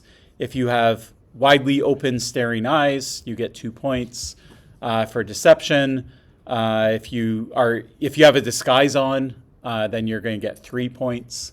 And so anyway, so it'll give you a bunch of points, and they'll deduct points if you're traveling with a family, if you appear to be married or traveling with someone, and if you're a certain age, so it's over 55 for a female, and male is I think over 65. I can't see it here. Then they'll deduct a couple points, okay? And then if you get between 0 and 3 points, they don't do anything. They're like, okay, that's fine. If you get 4 to 5 points, they're going to refer you to secondary screening.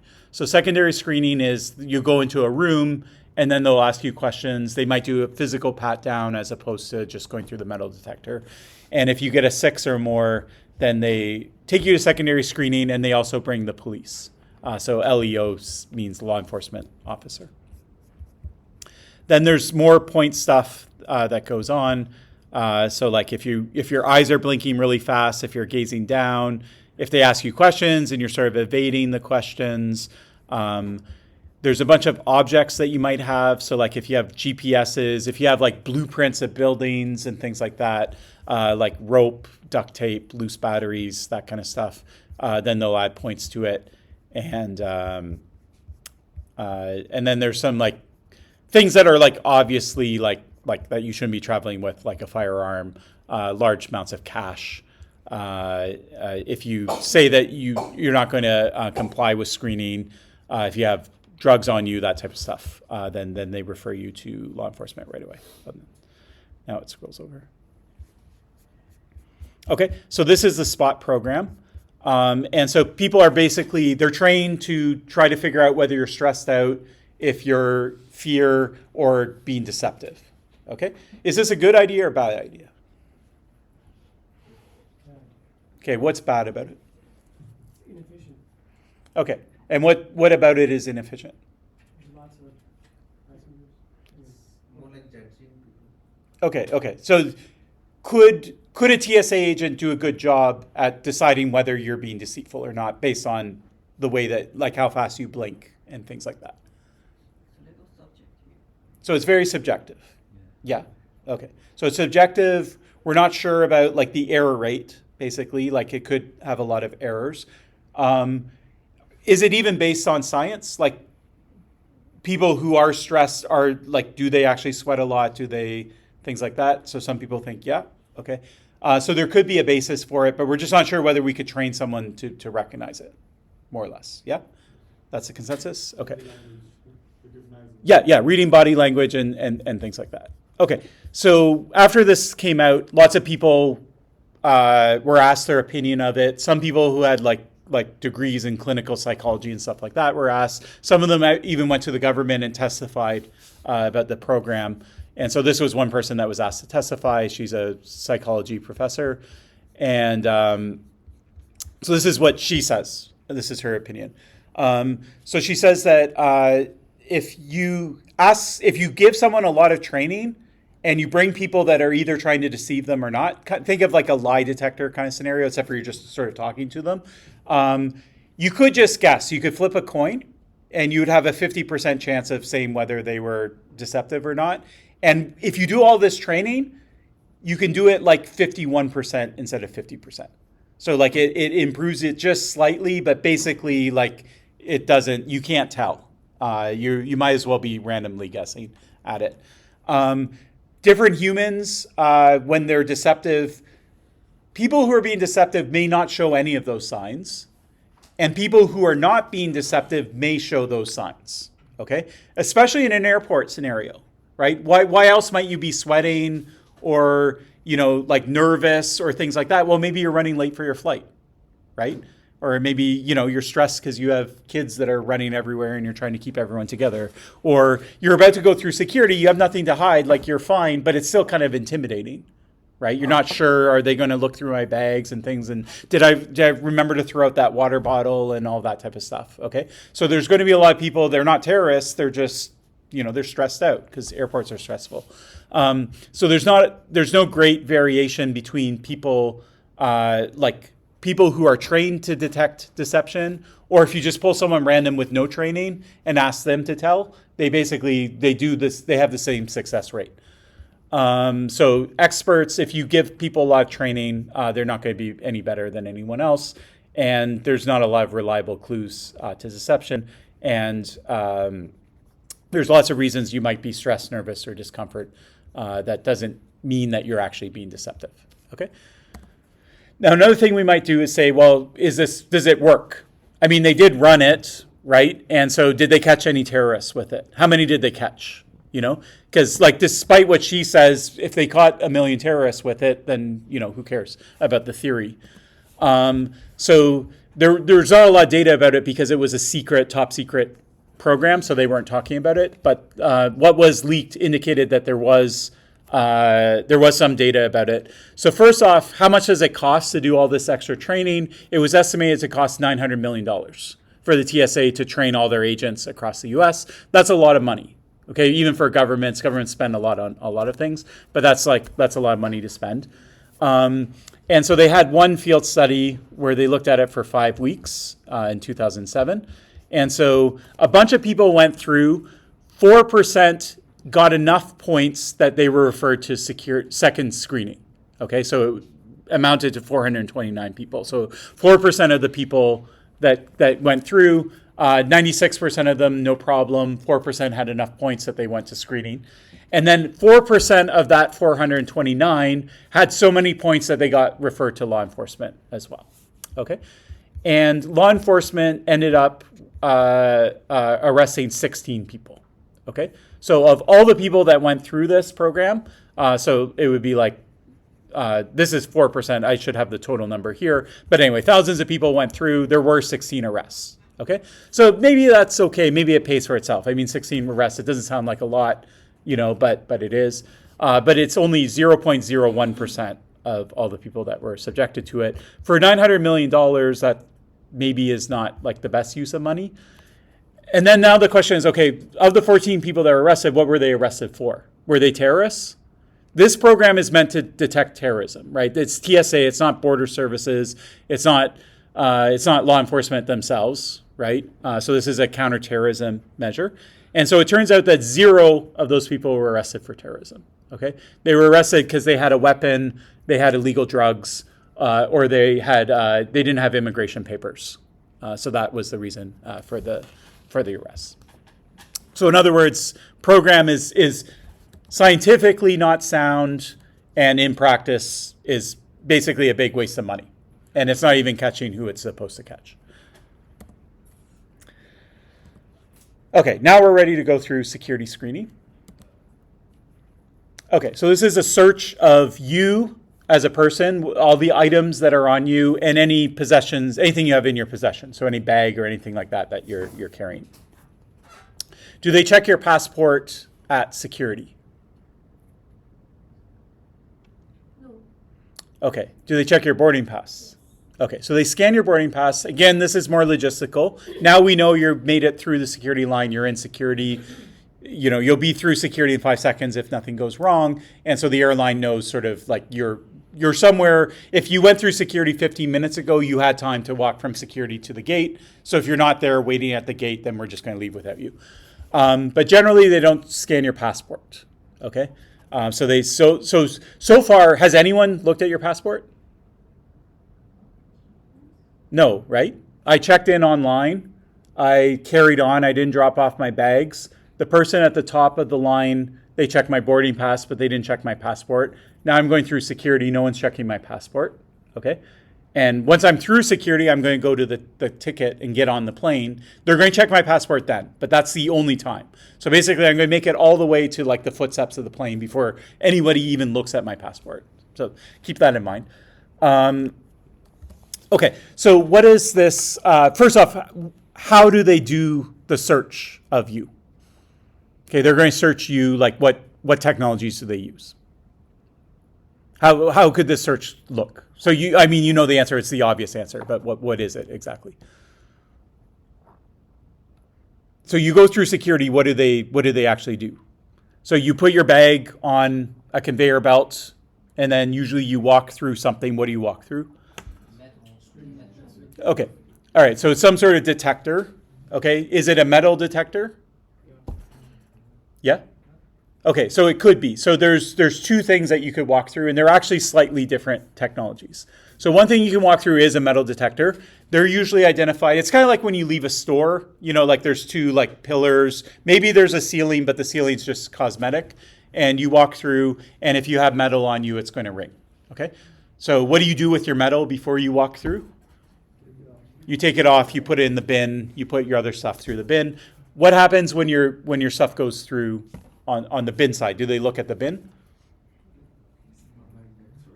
So it goes through an X-ray technology. So is X-ray and metal detector the same thing? No. Okay, what's the difference? Okay, we'll get there in a sec. But for now, what's the difference between the X-ray that my bag goes through and the metal detector that I go through? So an X-ray actually shoots beams through the object itself, yeah? And so it goes right through, so it can see deep. A metal detector is just going to, well, it's going to see whether you have metal on you, but it's not going to like send like electrons through your body or anything like that, okay? Could you go through an X-ray machine instead? In theory. I mean, we do it for medical reasons, right? But we don't like to do it because it's a lot of radiation and it could cause cancer in the long run, okay? So we're not going to go through an X-ray machine. What about that machine where I go and I stand like this and the thing kind of whirls around? Is that a metal detector or is that something different?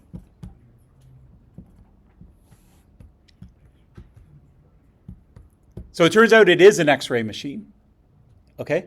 But the X-rays don't go right through your body, okay? So it's like a shallow X-ray machine, and it's meant to go like a millimeter into your body, okay? So it's enough to go through your clothes or whatever your whatever's like sort of on the external of your skin, but it won't go through your skin, okay? And so it's thought to cause less, it's less harmful from a radiation perspective. It's not zero risk. Any pilot or flight attendant or someone who's flying multiple times a day, by the way, do they go through security? So they still do. They have a separate area where they go through. They do not do that technology. They do just metal detection because there is a cancer risk associated with it. You can opt out, by the way. So if you say I don't want that technology, I'm worried about it, then they say that's fine. What do they do instead? If you opt out, what do you think? So they do the physical pat down. So if it's metal, the metal detector would detect it, and if it's not metal, this thing won't detect it, so it won't get detected. So why did you catch people that are taking drugs and causing because some you can apparently put drugs in between your skin? Okay, let me answer that question in one slide. Okay, we'll come back to that in a second. Yeah. So the question is, why can't you put drugs? There's places you can put it in your body, right, where it's not going to show up on like some sort of X-ray. So that's a good question, but we'll answer that in a second. The answer is not what you think. Okay. So back to this. So you can do the physical pat down. You can do the metal detector. You can do they call it a nudie scan. Some people call it not officially because it gives basically a naked image of your body. Right? That's what's shown on the screen. And here's another policy, a privacy policy. Somebody's looking at the picture, they're not allowed to see you in real life. So they have to be in a completely separate room. So they're only looking at the screen. So they can't look at like the nude image of you and then look at you in real life. Okay, that's not allowed.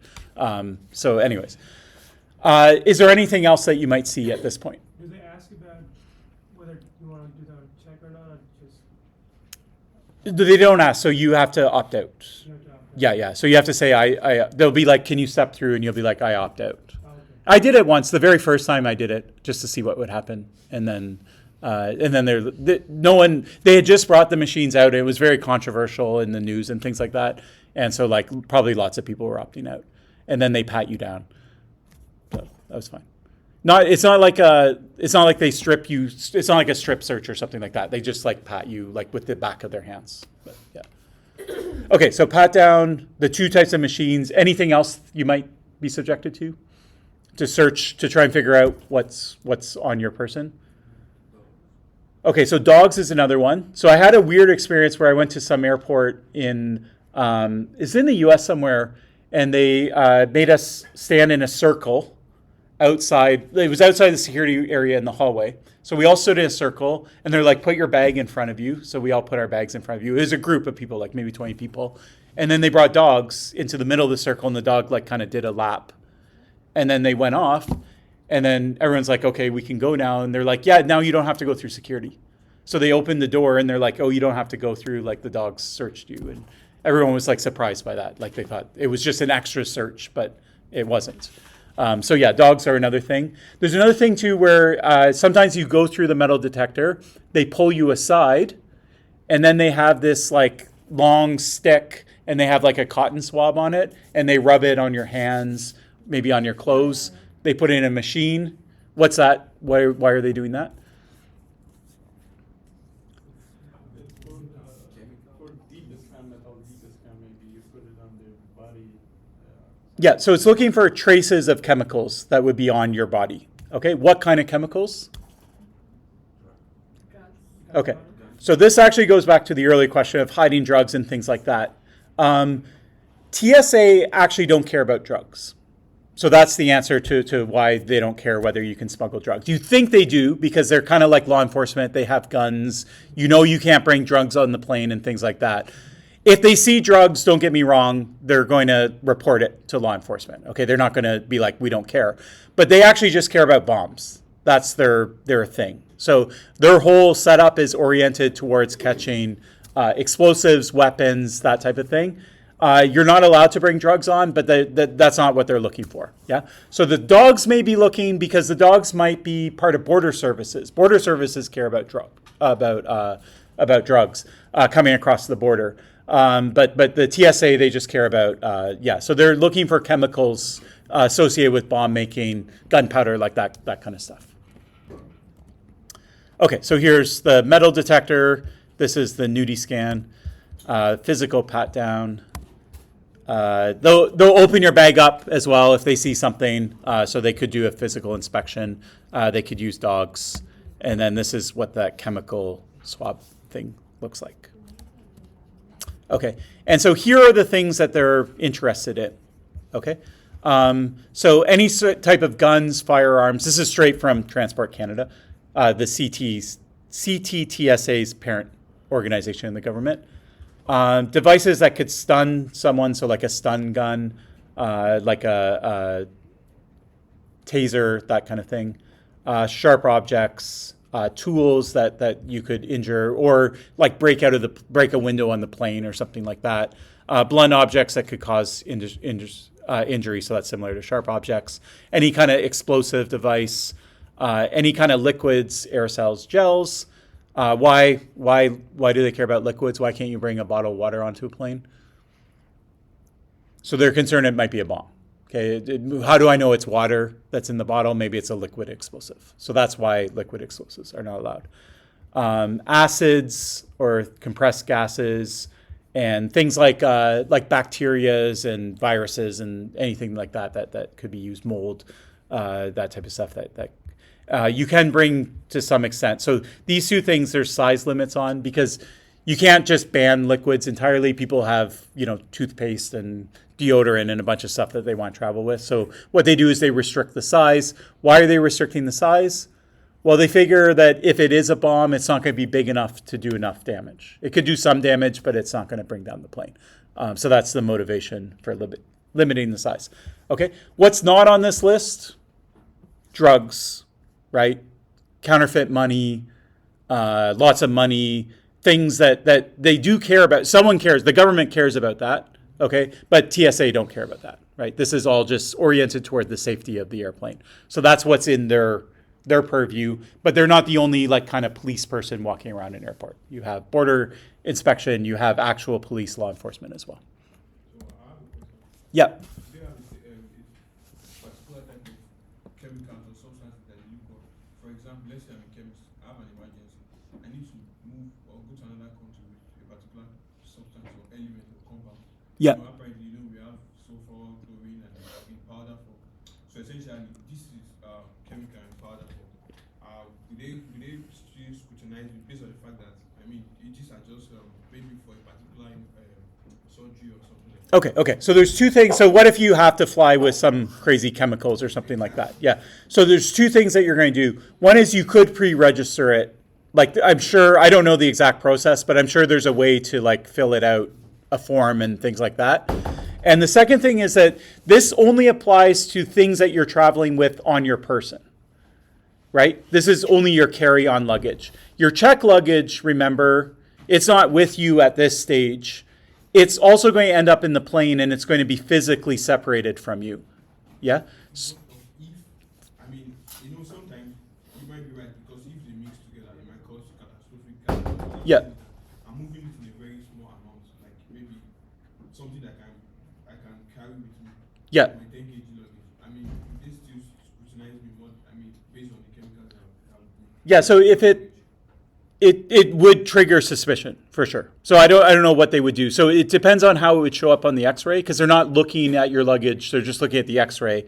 So if it's in bottles that look like like a bottle of perfume or something on an X-ray, then they might not scrutinize it, as long as it's under the limits. Yeah, and if it looks weird, then they'll look at your bag and then they're going to ask you a lot of questions. Yeah, so a lot of this is like highly subjective in terms. Yeah, okay. What if you want to get What if you want to get a liquid bomb on a plane?